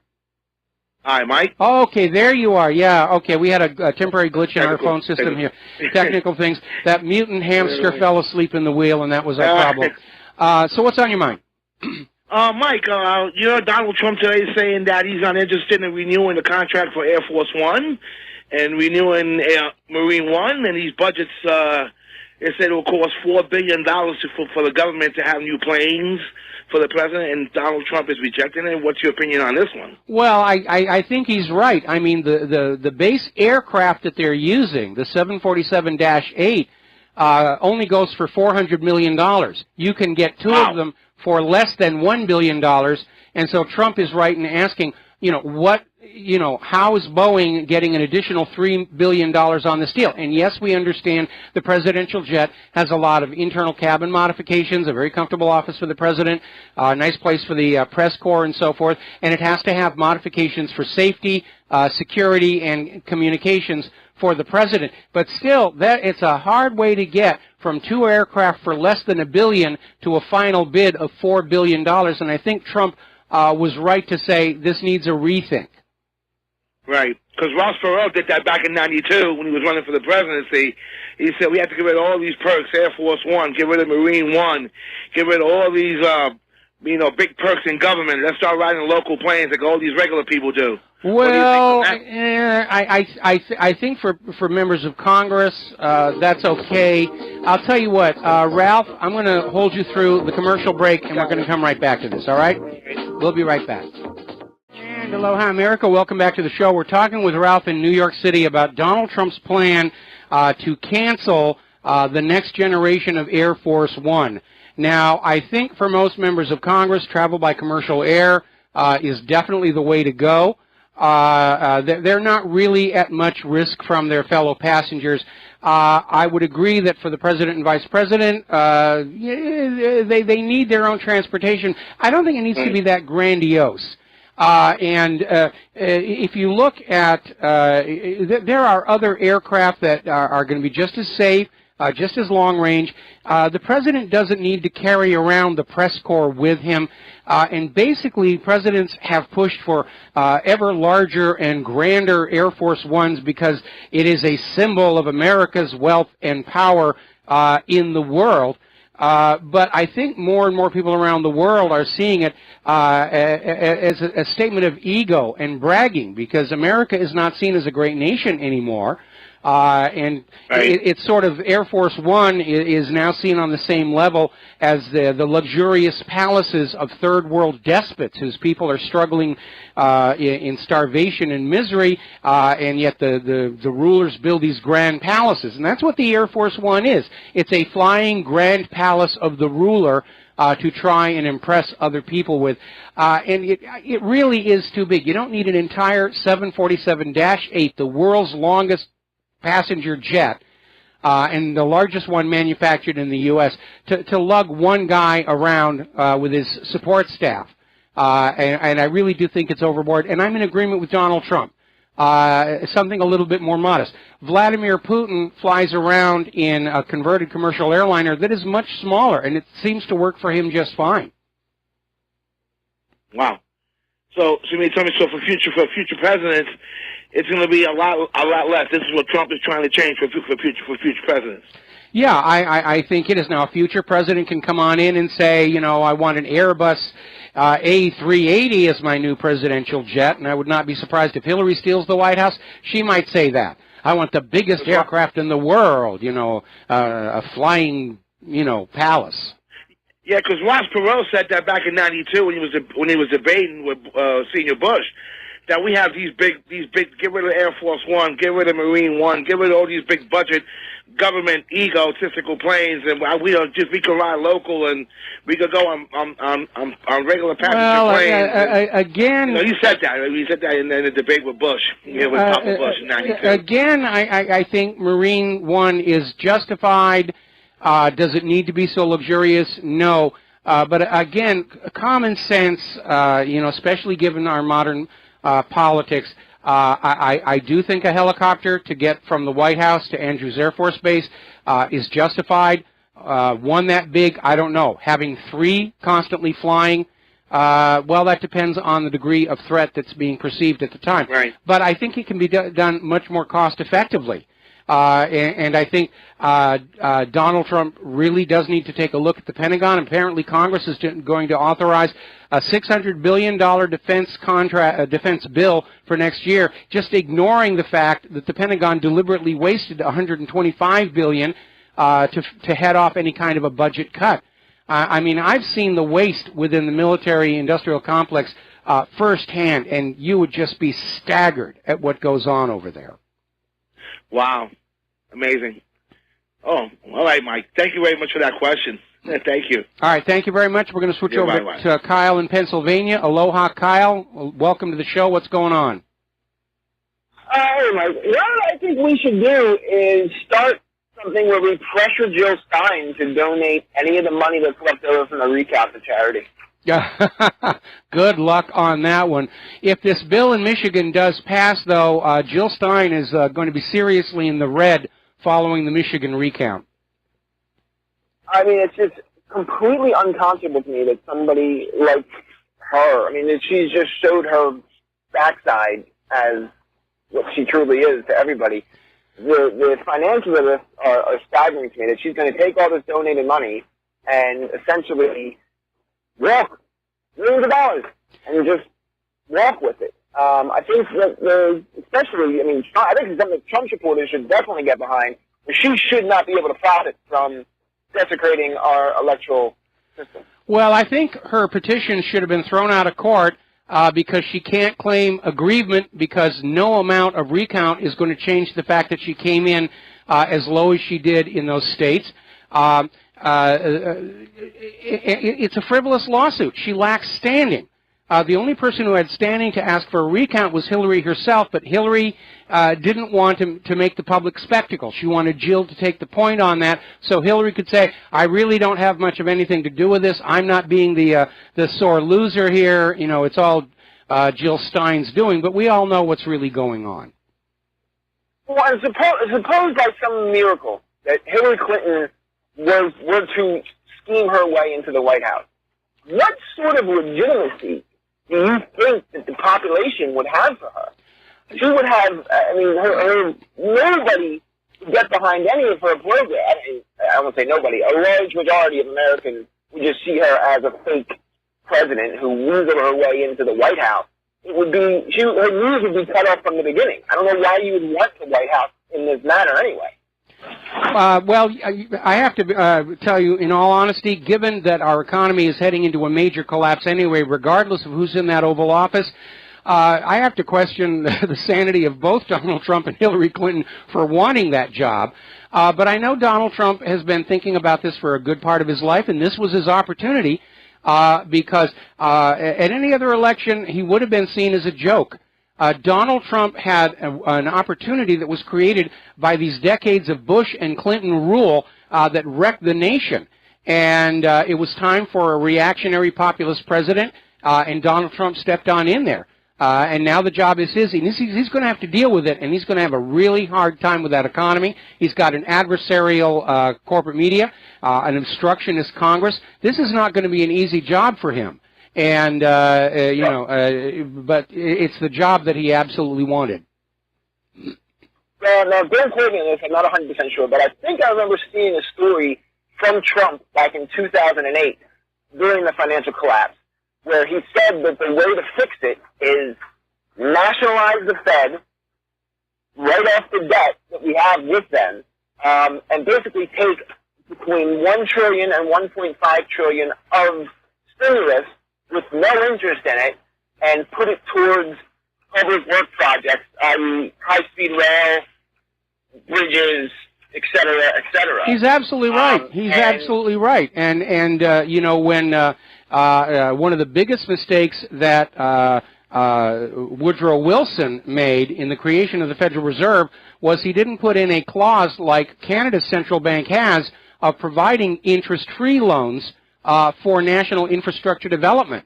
And, of course, Canada's government does not avail themselves of that anymore. They borrow from private banks at interest and stick the Canadians with the interest payments. But, yeah, that would be, I mean, that's how North Dakota runs their state bank, which is owned by the state. It provides interest-free loans for infrastructure development within the state. And that's a really good system to have. Unfortunately, of course, as history has shown, presidents who go up against those private central bankers, bad things will happen to them. And I'm sure Donald Trump is well aware of that, and he's going to be wearing his Kevlar Armani. But, yeah, getting rid of private central banking would solve 99% of the world's economic problems. I think that the one benefit that we'll be able to get from this collapse with Trump as president is we'll be able to, you know, focus our attention on the legitimate causes of all these economic disasters for once, and not have guys like Henry Paulson and Geithner trying to deflect it, saying, you know, it's the American people's problem for borrowing money. Yeah, but don't forget they're backed up by the corporate media. That's a big part of the corporate media's job, is to tell you that the Federal Reserve is really wonderful, and that if you're suffering hardship and you've lost your job and your home and your business, it's really all your own fault. And the independent media, of course, is taking an honest, hard look at the realities behind private central banking, how it is a Ponzi scheme, and how it always ultimately drives the population into poverty, to keep them debt slaves, and to basically take the real tangible wealth of a nation, the real estate, the homes, the factories, and put it in the pockets of the bankers so they can rent it to future generations. It's like the Matrix, the movie Matrix, where they say, you know, Zion has been created and destroyed 15 times. The economy has been built up and busted 15 times, and it's not until you get somebody in there, Trump, Neo, whoever, that can break the cycle and can bring some sort of legitimate change. And the first step to bringing that change is going to be to, you can't solve the problem until you admit what the problem is and where it's coming from. Exactly. So my solace is that hopefully in this collapse, we'll get a nice speech from Trump coming out saying this is because of the central banking system, this is because of this, this is because of that. He's on this. Yeah, we need to go back to the banking system that we had when we founded this country. And that boom bust cycle, have you ever noticed that whether it's booming or busting, Wall Street makes a profit off of it? It's like a giant heartbeat that pumps the real wealth of the nation away from the people and to the bankers. And so it's deliberate. It's actually part of the process. The money junkies can't make money off a stable, calm, unchanging economy. They need chaos. They need volatility so they can ride the straddle and make money very, very quickly. They don't want a calm, predictable, long-term economy. They want it up and down in chaos all the time. The central banks are the NFL. It doesn't matter which team wins. It doesn't matter which team loses. The league, the bankers always win. That's exactly right. right. They always get their money. They always get their viewers. They do better when that team goes on a 16-0 run and then collapses in the last game in a defeat. People are going to be watching. The bankers do great when the economy goes really high and then falls all the way down because they make it up. They make it on the way up. They make it on the way down. All right. Well, Kyle, I don't want to get into football, pardon me, analogies. We're going to let you go. And before we take this next phone call, we're getting a break-in story, pardon me, from the Duran.com following the loss of more districts in eastern Aleppo to the Syrian army. Apparently there are reports circulating that the rest of the jihadi commanders in the city of Aleppo have opened negotiations with the Syrian military to surrender the city. So it looks like that party is just about over, and Obama and Kerry are going to be out there screaming, what do we do now? I already saw an article out early today where they're saying, well, even if Aleppo falls, the war in Syria isn't over. We're going to keep it going no matter what. All right, let's grab John in Barbados. Aloha, John. Welcome to the show. What's on your mind? You are a terrible man, Michael. How so? You just stole my thunder. I'm sorry. With that story. Because John Kerry has just withdrawn all his proposals for the East Aleppo ceasefire and, let's get our special forces out quickly before they can be captured and all that sort of thing. Well, it's all moot now because if this report is true, then the rest of the rebel terrorist forces in Aleppo are about ready to lay down their guns and surrender. And if there are U.S. mercenaries and special forces on the ground there and they're captured, Syria is going to put them on world display to show everybody how it was the U.S. that was behind all of this misery and suffering of the Syrian people. Anyway, what I want to do now, Michael, is interfere in your politics. Okay. Because I hope there's Trump supporters and members of his team listening. I want to inject a name, Cynthia McKinney. She is a great woman. She is very intelligent, PhD. She is an African-American and a Democrat.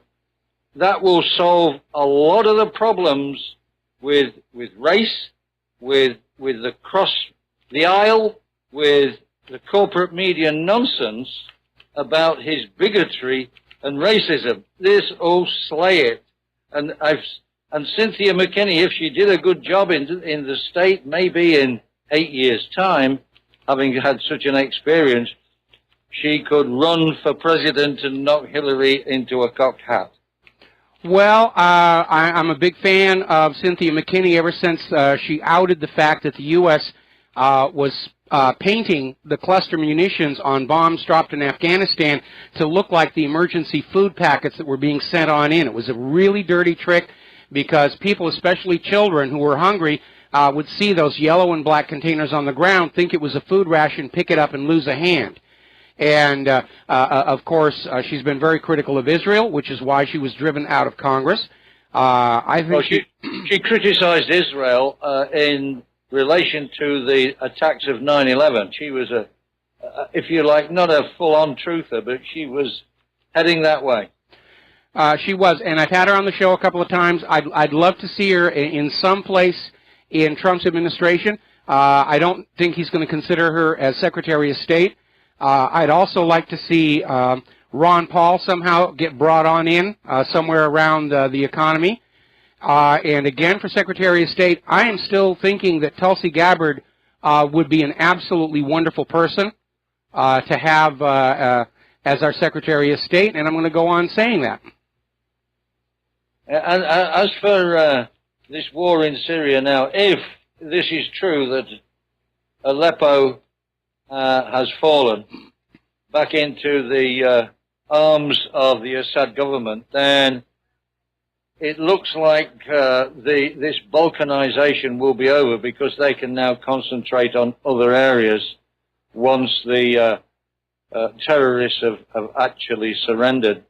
And it will release an enormous number of Syrian Arab army personnel to go eastwards.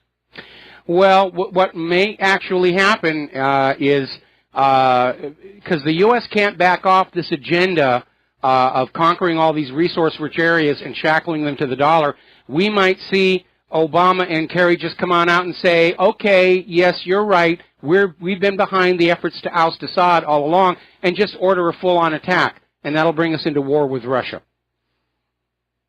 I don't know when there's... Even these people have to be fearful of these huge... No, they're going to stick Donald Trump with it.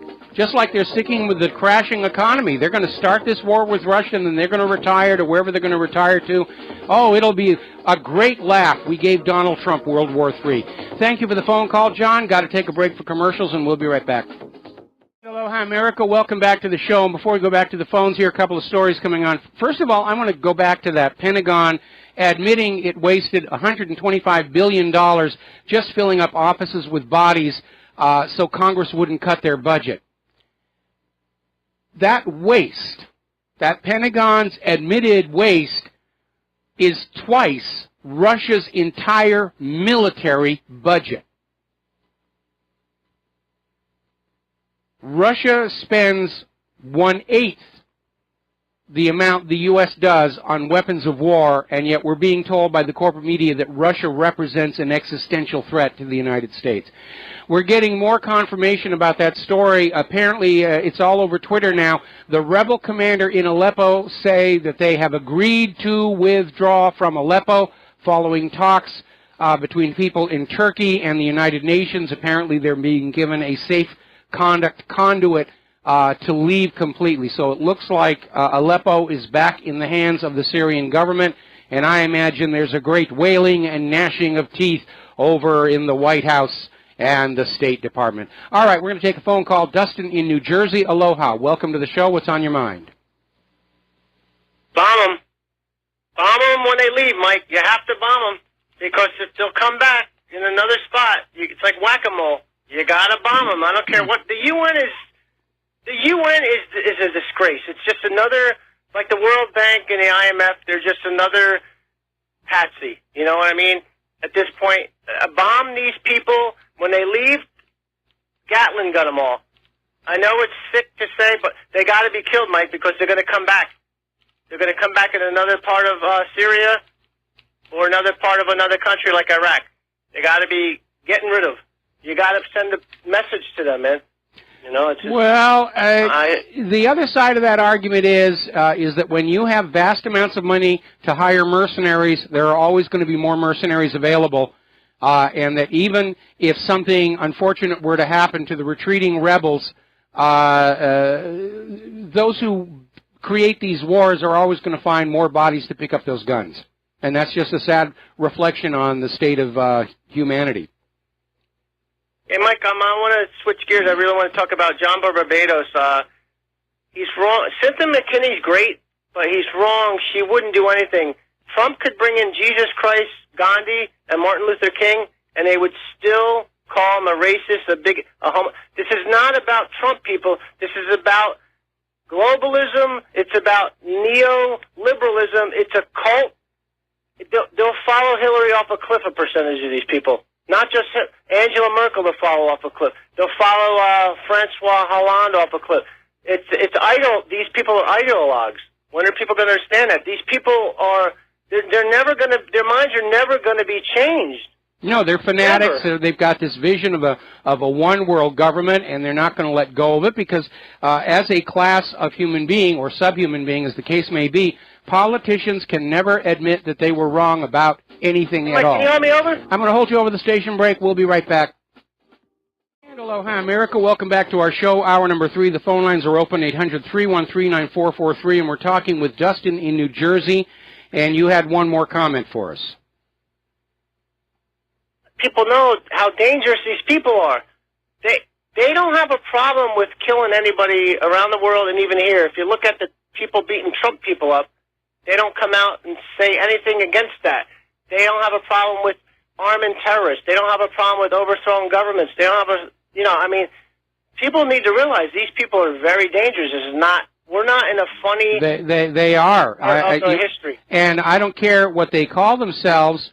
We're seeing basically a repeat of the same mechanisms that brought Adolf Hitler and the Nazis to power in Germany. Rigged elections, brown shirt attacks on the opponents, assassinations, and they are. Part of the problem is this belief that they are above the law. Part of the problem is that they are true believers. They're convinced they serve a higher, more noble purpose, and this justifies them violating the law, the Constitution, and so forth, and basically shaking off the limitations imposed on them by the Constitution and the Bill of Rights. It's okay for us to do this. We serve a higher, more noble purpose. And if anybody don't believe that, just go on YouTube or do any research on the brown shirts, yes, and you'll see what they're capable of because, it's time to wake up, people. We saw Hillary's people do Black Lives Matter attacking the Trump rallies and everything. That was all brown shirt tactics. All they were missing were the uniform shirts.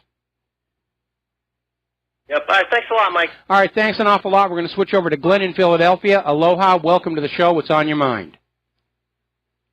Hello, Mike. Well, I thank Dustin for the segue in terms of what these people are capable of.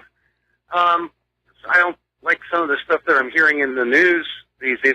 Now, apparently, the U.S. has deployed 2 of the Marine-type aircraft carriers. I believe it's the Wasp and the Whidbey. Yes. Over to that region. Now, those carriers don't have catapults. They don't launch the air superiority fighters. They use things like Harrier jump jets. And helicopters. Helicopters. Yeah. And they deploy landing craft. Those are designed to carry troops and land troops in large numbers. So, presumably, they have a pretty good complement of Marines or soldiers on them. They're not going to keep them on those ships forever, if that's what they intend. I wouldn't put it past them that if losing Aleppo, they might, and I'm hearing these stories about tactical nukes being missing here, nuclear materials being missing from Iran, I wouldn't put it past these people to do a false flag attack nuke decapitation strike on Damascus and then try to land an invasion force.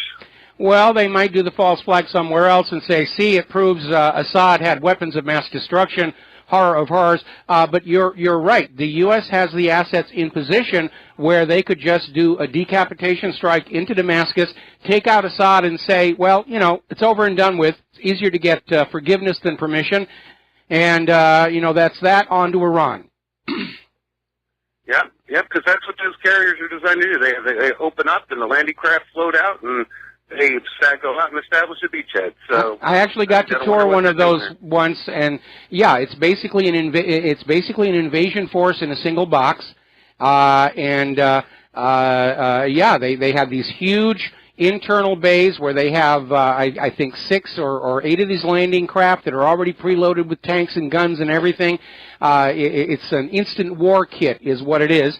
And up on that flight deck, as you mentioned, helicopters, attack helicopters, Ospreys, and Harriers and to basically go on in and project power across somebody else's coastline.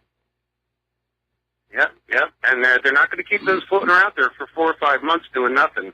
Because they usually have a pretty good troop complement on them. So that's a lot of... well, I imagine the Russian fleet is keeping a close watch on them. Yeah, hopefully. Yeah, their carrier hasn't been doing too well. Carrier only carries like 16 planes, and they already lost a Sukhoi 29 and a Sukhoi 33. So that carrier doesn't compare to ours, and it's been having its troubles, unfortunately. Well, I don't know. If you stack it up against the Gerald R. Ford, it's doing very good. At least it's out at sea, able to carry out combat operations, and that's better than the Gerald R. Ford can do. But again, Russia only spends 1/8 as much money on their military as the U.S., and they're going to have to cut corners, and this is their only carrier.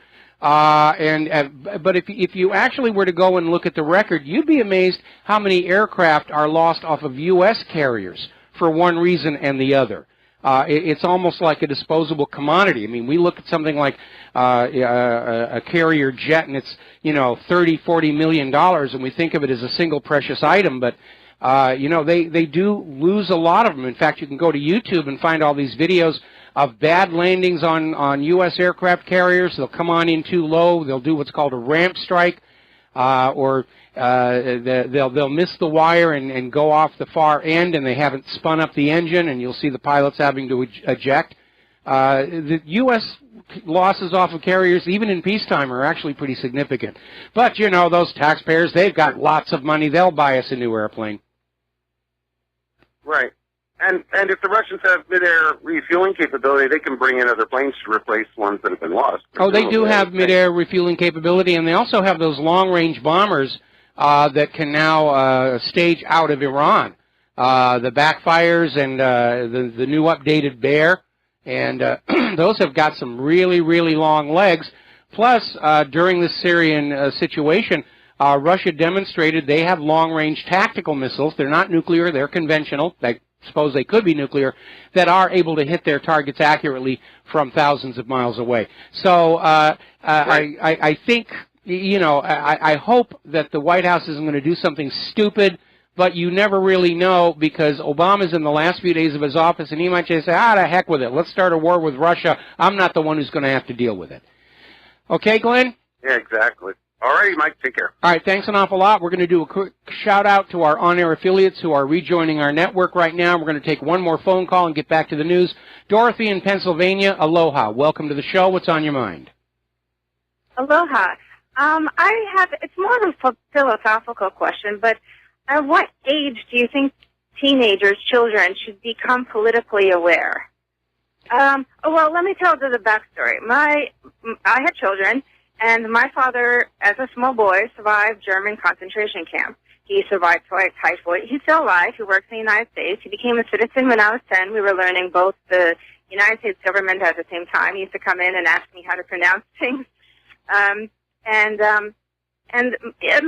children, my older child is aware that my father did survive concentration camp, but she doesn't necessarily know the evils of. How much information is too much information? Well, I think young people tend to direct their own learning a lot when it's not being imposed from outside. I started becoming politically aware at a very, very young age, just from noticing things that were going on around me. Some people don't become politically aware until their retirement age, and they start paying attention to who's talking about cutting Social Security benefits. So I think it's kind of a natural process, but I really think you would be better off focusing your children's awareness on current politics, because that's the world they're going to grow up in. And this obsession with things that happened before we were all born, I think it's very unhealthy, because it is distracting us from evils that are happening today, evils that we can actually still do something about. We can't change whatever it is that happened back in the 1940s. And we should stop obsessing about it. But there are evils being committed today that we might be able to influence, and so we should focus on the politics of today, not stuff that happened a long, long time ago. Actually, that's what I was asking about. I was actually asking if it would be appropriate for my child to listen to your radio station. I just only brought that up because to a certain level she is politically aware because it's well, how old is she again? It's hard not to. She's 13. 13. Well, she's obviously precocious. She doesn't know. She doesn't know any. She doesn't know any details of Constitution again. But it's just some. It's because of our heritage. So I don't want to say what country we're from. I don't want any backlash. I'm politically active against Common Core in my town, and unfortunately, I come from a small town. Good for you. Good for you. I mean, that's been a disaster. Well, I understand relating of family history, and we have a very long and well-documented family history that we share with the next generation. But again, your daughter's going to grow up in today's world, and that's where the focus should be. I don't think there's a reason for her not to listen to the show.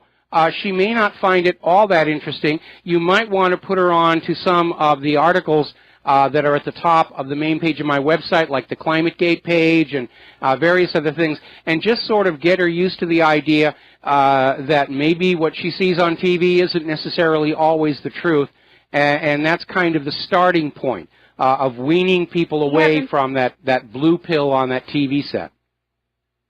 The TV has been successfully severed for almost 2 years now. Oh, good for you. Good for you. Well, I just saw how much crap was on there, and it just wasn't worth it. See, well, let your daughter take a look at the website and see if she's interested. And if she's interested, let her direct her own, follow her own curiosity. And if she's not interested, then don't make an issue of it. Don't push it. Okay? And 13 isn't too young? I don't think so. Okay, just checking. Just checking. I'd like to just cross my T's and dot my I's. Okay, well, like I said, I became politically aware at a very young age, partly because of my grandfather and Richard Nixon being drinking buddies. Anyway, Dorothy, we're going to let you go here. We got a bunch of news that we need to get into. And I started this story a while back before all the phone calls came on in. Pro-Brexit campaigners are gathering outside the British Parliament demanding that the Brexit process accelerate. They're tired of all the obvious foot-dragging by the Remain people. And it isn't that difficult for Britain to leave the European Union. Just start issuing British pounds. Well, I think they're still using the British pound. Put border guards on that channel tunnel, load up the English Channel with sharks to stop the swimmers, and say, we're going our own way. We're not going to send any more money to Brussels. We don't want anything more to do with you and the ECB, and just go on their way. Now, Theresa May has gone to the British Supreme Court seeking an overturn to the ruling that the ultimate decision for Brexit rests with Parliament, that Parliament has to vote to trigger Article 50 of the Lisbon Treaty. And there, of course, is word that Parliament's attitude is, well, we don't care what the voters wanted, we're going to do what's in our best interest to do, which, of course, we have that same problem with our Congress here. Meanwhile, in Italy, the repercussions of Renzi losing his referendum over the weekend continues. Renzi has announced he is going to resign. He hasn't yet. He could still renege and change his mind. But if his resignation is accepted, Italy's government would be handed over to a caretaker leader until the next general election scheduled for 2018 or until a snap election is called. Meanwhile, though, Italian bureaucrats are trying to rewrite Italy's election laws to keep out the far-right parties, like the Northern League, to keep them out of power, to keep them from running from office, the widely popular insurgent party, Five Star. They don't want them even running. This is how Italy is going to solve their problem. They're going to outlaw any political parties that are not in agreement with them, just like here in the United States of America, where the system is stacked against anybody who's not part of the official Republican and Democratic parties. Now, a lot of people are very concerned about this new law, the Investigatory Powers Act, the Snoopers Charter.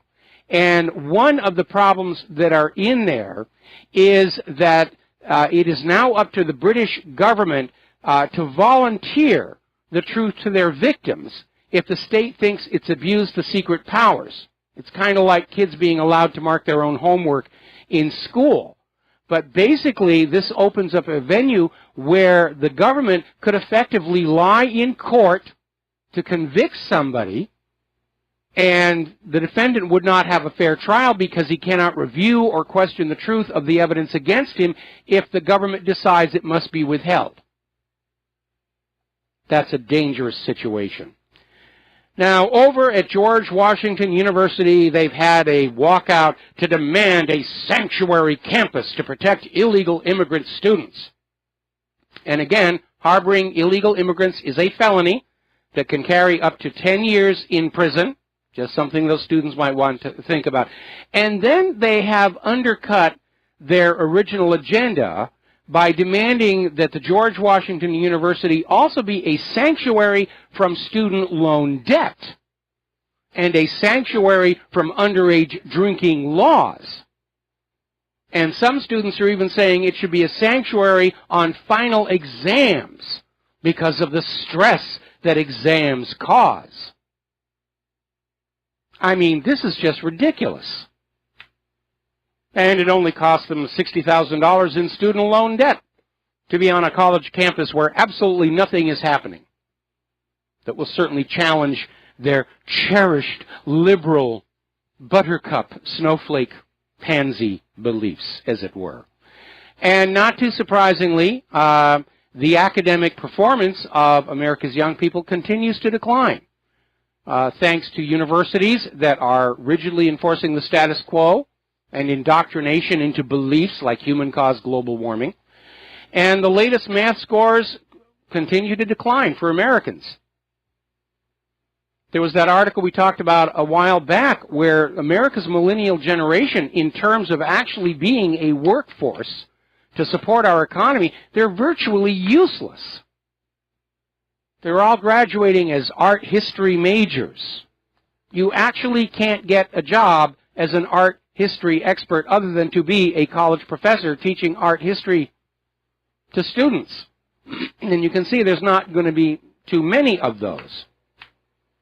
We need to get our education back to reading, writing, mathematics, science, engineering, problem solving, being able to analyze and break down a problem and find your own solution. But of course, that's a very dangerous skill for Americans to have when they live under a government that lies to them constantly. We don't want those people thinking for themselves. We just want them believing. Remember, we were talking yesterday where this columnist over at Yahoo News is now saying public schools should be required to indoctrinate children to always trust the corporate TV news media and never trust anything they see on the internet, which is going to have the banned in Boston effect. Because, I mean, children are always being exhorted about the dangers of pornography or marijuana. Has it really had any effect? No, quite the opposite. It's actually gotten their curiosities up. I want to see what they're talking about. Now, getting into the worlds of computer and computer sciences, Sony apparently had some 80 models of their TV sets that connect to the internet. It's actually now a common feature. And it turned out that Sony had a secret back door in 80 of their models of internet-connected TVs.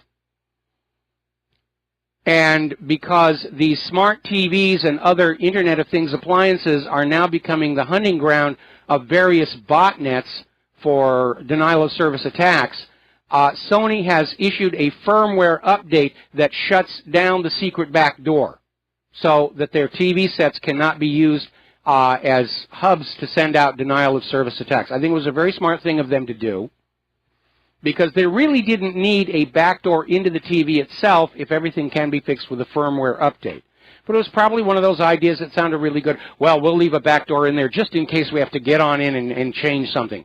Can't you change it with a firmware update? Well, yeah, we can, but we should have a backdoor just in case. But those backdoors are how these Internet of Things appliances are being co-opted for cyber attacks.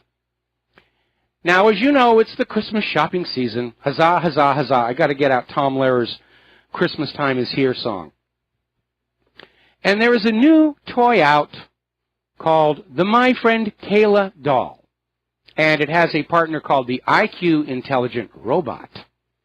And these things should scare the heck out of parents. And when we come back from these commercials, I will tell you why. And aloha, America. Welcome back to the show here. And we're talking about two of the items that are now on sale for your Christmas pleasure. And that is the My Friend Kayla doll and the IQ Intelligent Robot. And the problem with these toys is the terms of service. You actually have to agree to a terms of service for a child's toy.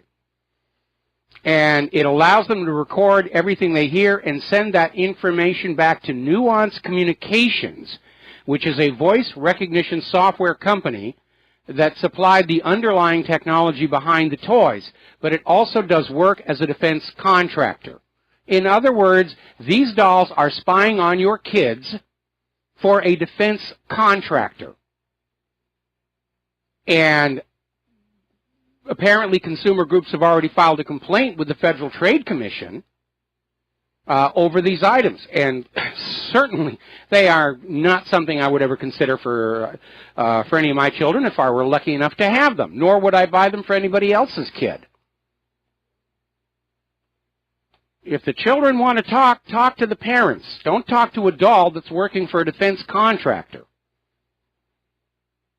The doll's going to be in there brainwashing the kids. Oh, yes, human-caused global warming is real. The president is wonderful. Independent media is crud. You will go into your parents' bedroom while they're sleeping and take your daddy's wallet and send us the money. I mean, it's ridiculous. Are they trying to just get the kids used to the fact that they're being spied on all the time? Now, I'm presuming that these dolls are using the Wi-Fi in your home. And apparently the dolls can't do what they do, which is interactive conversations with the children without that Wi-Fi access. But again, this is ridiculous. The My Friend Carla and the IQ robot, absolute avoid. You shouldn't have any toy that's there that's spying on your kids, that's feeding them any kind of information or conversation not under the control of the parents. I mean, this is just ridiculous. Okay, now then. As you know, a lot of stuff heating up over the Dakota Access pipeline. The Army Corps of Engineers, apparently acting under orders from the Obama White House, have denied the easement permits for the pipeline to continue. The pipeline company has issued a statement basically saying, we don't care what the federal government says, we are going to continue building this pipeline. Tara Huska was out there saying the DAPL permit denial is a momentous occasion, but remain vigilant. He's absolutely right. And we have a video on the front page of whatreallyhappened.com where the construction is still going on. Artie from the Lakota People's Law Project is on that. They're in intense blizzard conditions. You know, all that snow that the UK Independent insisted was a thing of the past back in 2000. They're having to deal with that on top of everything else. And the construction is still going on. Now, we posted an article to whatreallyhappened.com that features a map of Standing Rock, that whole area. And this is the part of the story corporate media has not told you. The pipeline's original route missed the Indian lands, but it went past the town of Bismarck. Actually, it's a city, a mostly white community. And due to concerns the pipeline might contaminate the water supply for Bismarck, this mostly white community, the pipeline was rerouted onto the Sioux lands, where it only risks the Native Americans' water supply. And by the way, you need to remember, the Environmental Protection Agency rejected this pipeline project because of the risk that was going to happen to the water supply. Because the water in that area flows to 4 additional other states. And the oil company just said, we don't care what the EPA says. Now they're saying we don't care what the federal government says. This is literally a declaration of war between corporations and the federal government. Gee, I wonder who's got the most guns in this. But what's going to happen is from this point forward, The security people working for the pipeline project are not seen as having a legal or moral authority. They're seen as on an equal footing with the protesters. Violence will now be met with violence. We'll be right back. And aloha, America. Welcome back to the show here. And getting on back to the Standing Rock protests and what's going on up there, there is a legitimate concern about the safety of these pipelines, and exacerbated by the fact that there has been another oil spill in North Dakota. And apparently Tesoro Corporation's underground pipeline was running underneath this farmer's fields, ruptured, and spilled 20,600 barrels of oil onto the farmland. That farm is a write-off right now. And it was the size of 7 football fields. That's how big this spill was. Then there was that other one down in the southeast earlier in the year. We all remember the Deepwater Horizon disaster. These oil companies spend as little as possible on their infrastructure, and it leaks. That's been a big problem with the fracking industry. The pipes are all leaking. They're leaking natural gas into the atmosphere. They're leaking chemicals into the groundwater because they're doing it on the cheap to maximize their profits. All right, let's take a phone call. Tim in Wyoming, aloha. Welcome to the show. What's on your mind? Hey, Michael. Thanks for taking my call. I appreciate it. Now, you were talking about smart TVs earlier, and I wondered, did you talk about the Samsung television that actually has been doing exactly what the Sony television's been doing for years? And they tell you if you don't want your private conversations recorded, then don't do it in front of the television. And so, I mean, but that's asking people a lot. You know, we talk about the TV shows. You know, we're watching the finale on Westworld, and we're out there commenting about what's going on. I mean, it really is ridiculous. At the very least, for the smart TVs, there should be a menu item where you can shut off the microphone, and if your TV has an embedded camera, and a lot of the new ones do, you can shut that off. Personally, I wouldn't trust the switch anyway. I'll just put a piece of tape over there. Not that my wife and I are doing anything indelicate in front of the TV set, but this invasion of our privacy by corporations and government has really reached a ridiculous degree. Right, yeah. That's something that there was a program. It was a voice I believe this is what it was about. It was a free voice recognition program, probably. And this is what I say probably because it was put out in different magazines, a whole bunch of different magazines. They had a card in there. You could actually use and it was a free service. You could get stock tips and not stock tips, but stock information and all kinds of things. I mean, it was like calling 411 basically, but not really. But it was essentially, I believe it was a voice recognition system because it would ask you to say things over and over again just to make sure that they got it right. And I thought, this was probably 15 years ago, at least. Well, so, that's what's called a limited context voice recognition system, and they're a very common part of telephone support when you'll call on and they'll say, give us your phone number. That's a limited context. It's only there listening for things that sound like numbers or your account number and so forth and so on. What Nuance has developed, and by the way, they're the people behind the Dragon natural language processing system. That's a full context system where it will, understand all of the words that you might be saying and then do a scan for certain keywords. Now, the overt purpose for all of this is marketing.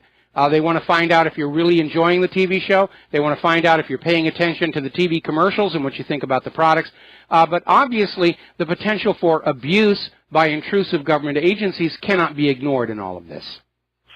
Right, like you said, the Department of Defense actually linking into a child's doll or something like that. That's ridiculous. Well, it's a Department of Defense contractor, and again, it's the Nuance Corporation. And what the dolls are is they're dolls that your children can have conversations with.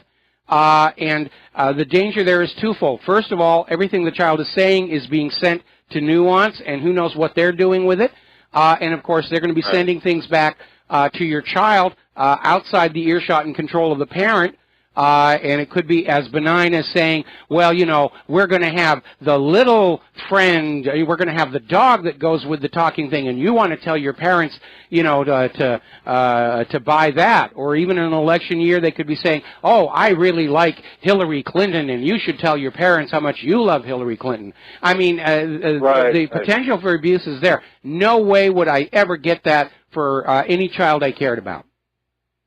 Right. Well, that's basically the same idea as my daughter's in middle school, or junior high, as I call it. That she, you know, people don't call it that anymore. They call it middle school. They say, well, did you come from the low school? You're going to the middle school, then the high school? What does that mean? I mean, that's what I say to them. But anyway, she's in junior high, and she has a laptop computer, which the school does not allow her to bring home, which is fine for me. Because I appreciate the fact that at least they're thinking along the lines of, well, maybe they're thinking these are expensive pieces of hardware, they don't want them walking away. But here in Wyoming, it's far less likely than a larger, you know, higher populated area. But at the same time, they're probably also thinking that they could be used for invasion of privacy purposes, or the children could be using them for other things, you know, other than doing their homework, because they have a camera on them, they have a microphone on them, and internet access, obviously. So it's just like having a big smartphone with a keyboard on it, basically. And, yeah, but the difference there is, of course, that, you know, you can turn the laptop off and put it in its case, so all it's hearing is muffled sounds and seeing black. There actually was a big stink a few years ago where a school district over in the eastern part of the country, and I forget exactly where it was, but it was a big scandal because this school was also issuing laptop computers to their students, and it was discovered the laptops had spyware installed on them by the school district that allowed school officials and teachers to spy on the children in their homes, in their rooms, potentially in various states of undress, and the parents got very upset about that with darned good reason. So, you know, your school district may be wishing to avoid that kind of a problem. But in the end, you know, I think it makes a lot of sense for kids to have the computers available to do their homework whenever they feel like doing it, but I guess more and more schools aren't even assigning homework anymore. Well, I mean, the homework that's assigned sometimes is, I mean, and from what I've seen, actually I won't go into that, but I'll just say that, you know, I think that it's probably one of the smarter things that a school would do is not sending the computer home, because obviously if the computer stays at home and never comes back to the school, I mean, not by intention, but because the child forgets it, because the parents forget it, because they go on vacation, whatever, and they leave it in the closet or something like that, well, then it's potentially a piece of hardware, as I say, a piece of expensive hardware that's off the books now, or something like that. Well, you know, theft is a problem. When I worked at, when I was teaching over at the Academy for Creative Media, the department had several laptops, and a couple of them went missing. And, of course, I had my own laptop that I'd gotten while working on Lost that was a little more grandiose than the department-supplied laptop, so I never had one. But, yeah, it can be an issue. Right, you don't have to worry about the low-end equipment that they supplied, even though it was probably expensive, and maybe they bought them at bulk or something like that. But anyway, I just wanted to bring those things up because I think that you know, I'm glad you hit on that subject of invasion of privacy, because as I say, the Samsung television's been doing it for years. And well, let me finish up one more thing, and then I got to let you go because I got some news and another caller. The schools actually get very, very good discounts from the computer makers for the computers, because they want the kids to get used to a Windows machine or a Mac machine, because they understand that as the student leaves school and grows up, they'll want to continue using Windows if that's what they're used to, or continue using Mac if that's what they're used to. And so the schools actually do get very, very good deals. And that's great because it does get the hardware into the hands of the kids. And in this day and age, if you don't know how to use a computer, you are at a serious disadvantage. Anyway, Tim, we're going to let you go here. And let me grab a couple of stories here before I take this last phone call.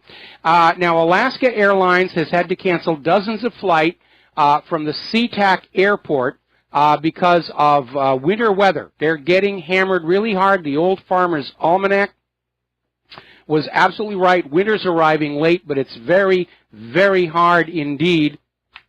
And you would think the global warming people would have the honor and decency to say, you know, maybe we were wrong. But as it turns out, there are some of the scientists who were on board Al Gore's little get-rich-quick scheme early on are now coming on out and saying, yeah, at this point, it's obvious we were very, very wrong.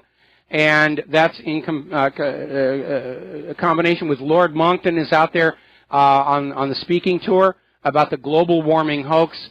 And they're really beginning to understand that, yeah, the world has not warmed. It's actually gotten colder. It's got absolutely nothing to do with people and everything to do with the sun. And remember, that corporate media was out there pushing that lie. You humans are warming the earth. And not just the corporate news channels, but all the so-called science channels were out there. Oh, you humans are warming the earth. National Geographic was fully on board with all of this. Smithsonian Channel was on board with this. The Science Channel was on board with this. Discovery Channel, all of them. They were all involved in this gigantic hoax to trick you out of your money for carbon credits and carbon taxes and to trick you into obedience to a global environmental authority who would tell you how to live your life so that you're not wrecking the earth. And it was all a lie. A gigantic, huge lie. And anybody who says wide-ranging conspiracies against the general population, we've got one. Staked out on the ground, naked for you to study, and it's called human-caused global warming. Now, apparently, there is a new piece of software from Tyler Technologies, and it's called the Odyssey Case Manager, and it is a court system that's used in courts all across America. And as it turns out, it is horribly buggy. It is so bad, it's getting people wrongfully arrested. And yet, it's all over our court system. And it's making mistakes. It's assigning names to the wrong files. When a judge makes a ruling, it's entered into Odyssey, and then law enforcement relies on what's coming up on that little computer screen in their police car. They don't test this stuff before it goes on out. They don't have to. Remember, computer software is indemnified against harm by U.S. law. All right, let's grab a couple more phone calls. Jerry in Chicago, aloha, welcome to the show. What's on your mind? Aloha, Michael. Thank you very much for taking my call. I'll make this real quick. Your last caller was talking about the Sony televisions recording you as you were sitting in your house making comments on a television show. Yes. I turned my cell phone off at a location that I go to a couple times a year because I know I get no cell phone service, and it roams, and your phone, you wake up in the morning, your phone is dead. So I personally turned it off, and the next morning when I got up, there was no power on the phone. When I turned it off, I had 78% power on this thing. So there is a alternative power source that's drawing for information, and I locked it up in my car, to be honest with you. Well, hang on a second. Is your phone an Android device? It's a Samsung Galaxy phone. Okay, that's an Android device. My wife actually has one of those, and it is a real problem. There are a couple of overlapping issues. One is the Android operating system is constantly spawning new applications and processes. When you turn the phone off, it's not really off, and processes can still be running. You need to go through that little procedure of shutting down unused applications and clearing out the memory every day or so, or you're going to have 30, 40 apps running on the phone even when it's off, and that will drain the battery down. Something else you also need to be aware of is the way it handles Wi-Fi. For some reason, there is an automated system in there where the phone, and we've caught Claire's phone doing it, it'll stop using the Wi-Fi and go on to the metered 4G LTE service for which we are billed. And there doesn't seem to be any way to lock it saying Wi-Fi only. Frankly, I'm fed up with Android. Buying this phone for Claire was a mistake, and I've already promised her when this one finally dies, I don't care what it costs, I'm going to get her back on the large-sized iPhone. because it is so much better. And I understand Android originally was a very cool system, but everybody who's co-opted it for their products, they hijack it, they put their own sales pitch in front of it. It's all being done very recklessly, and frankly, I think this Android, as it's implemented on this Samsung Galaxy phone, is a piece of absolute crud. Okay, well, hey, I'll agree with you there, because I think somebody came in from inside and left this thing on, is all I can tell you, because I was expecting some important call the next morning, and I had to go find a charger. Well, again, there is stuff running on the phone, even when it's switched off. You need to learn how to use that little button at the bottom. You press it, I think it's twice real quick, and you get up a display of all the apps that are running, and you just need to shut them all off. And there's a little pie chart emblem on the left. You push that, and it shuts down even more applications you don't know are there. It really is a very, very badly implemented system, and that's what's going on. It's not somebody coming in hacking from outside. It's just the poor design and implementation of that particular brand of Android. No, I'll check it as soon as I get off the line. Thank you very much. Have a great day. All right. We'll talk to you real soon about that one. All right. Let's go to Francis in North Carolina. Aloha. Welcome to the show. What's on your mind? Oh, aloha to you both. In light of the TV and the doll scenario, I am enjoying the dust cover I have over the TV screen, so I have to split over that. Not to mention turning off the electricity to it via a plug extension. Yes. So until Mother Half gets home, and then he can play with it to his heart's content, to a certain extent. Mm-hmm. As for the doll part, that is absolutely horrid. But quite frankly, you know what? When you folks were talking about that, you remind me of some of the scenes from the one film called The Sixth Day with Arnold Schwarzenegger with the Sim doll or whatever the heck it was. Not to mention the cloning and everything else, but it was kind of right eerie hearing about a doll that does all that, and yet at least according to that doll, you can actually shut it off. This other one that you're talking about doesn't sound like you can shut it off. Well, you can block it from your Wi-Fi, but if you do, then the doll's functionality stops. The whole point of these two dolls are that your child can talk to them and interact with them, and if you shut off the Wi-Fi, then it's just a doll that they can pound on and throw against the wall. Got to let you go here, Francis. Got to take a break for commercial. We'll be right back. Aloha, America. Welcome back to the show here, and an alert listener tracked down the story about the laptops. This happened back in 2010, and it was basically in Philadelphia. One of their school districts was handing out the computers to the students, one each, and the cameras, or rather the laptops, were equipped with webcams and loaded with spyware. And the scandal came to light because apparently a student was brought into his counselor about inappropriate behavior in his own home and shown a photograph taken from the laptop webcam in his room at home. I don't know what he was doing, and it frankly wasn't any of the school's business to be monitoring the behavior of students in their home. That's the parents' job. And so this blew on up and resulted in a lawsuit. And frankly, I think those school administrators should have been fired. Now, there's something you need to understand about children, okay? They do have a need for privacy the same as anybody else. And the fact that they want some private time doesn't necessarily mean they're doing something bad or wrong or illegal. They just want to be private. And if they don't have that, if they don't feel they have a space where they can think their own thoughts, that can actually lead to mental illness.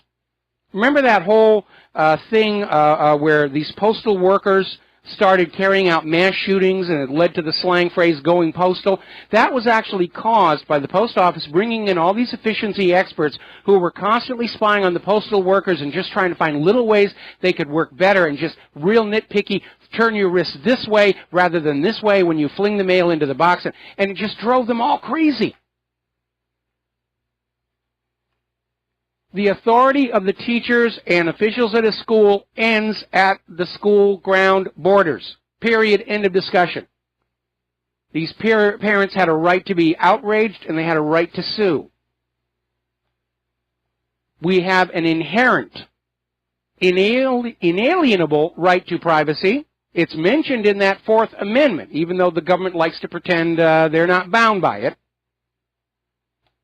People need private space. For all the liberal talk about safe space this and safe space that, it's amazing how little understanding and respect they have for the fact that people do need privacy, just so that they can let their minds wander and daydream and fantasize. And it doesn't mean they're behaving badly. It's just private time. And if you're constantly invading that with cameras and microphones and the appliances, you're going to drive people crazy. You're going to get a very negative reaction. So, down in Texas, they have passed this law where women who undergo an abortion have to have an actual funeral for the remains of the fetus. Either burying them, which is very costly, or cremation, which is also very costly. A lot of people are saying it's just a form of harassment to make abortion more difficult. And not too surprisingly, healthcare providers are opposed to it. And rather surprisingly, so are funeral directors. They don't think this is a good idea, even though they're going to make money off of it. There's the music. Time for me to get on out of here. We'll be back tomorrow, Wednesday, here on the Republic Broadcasting Network. And until then, aloha, America.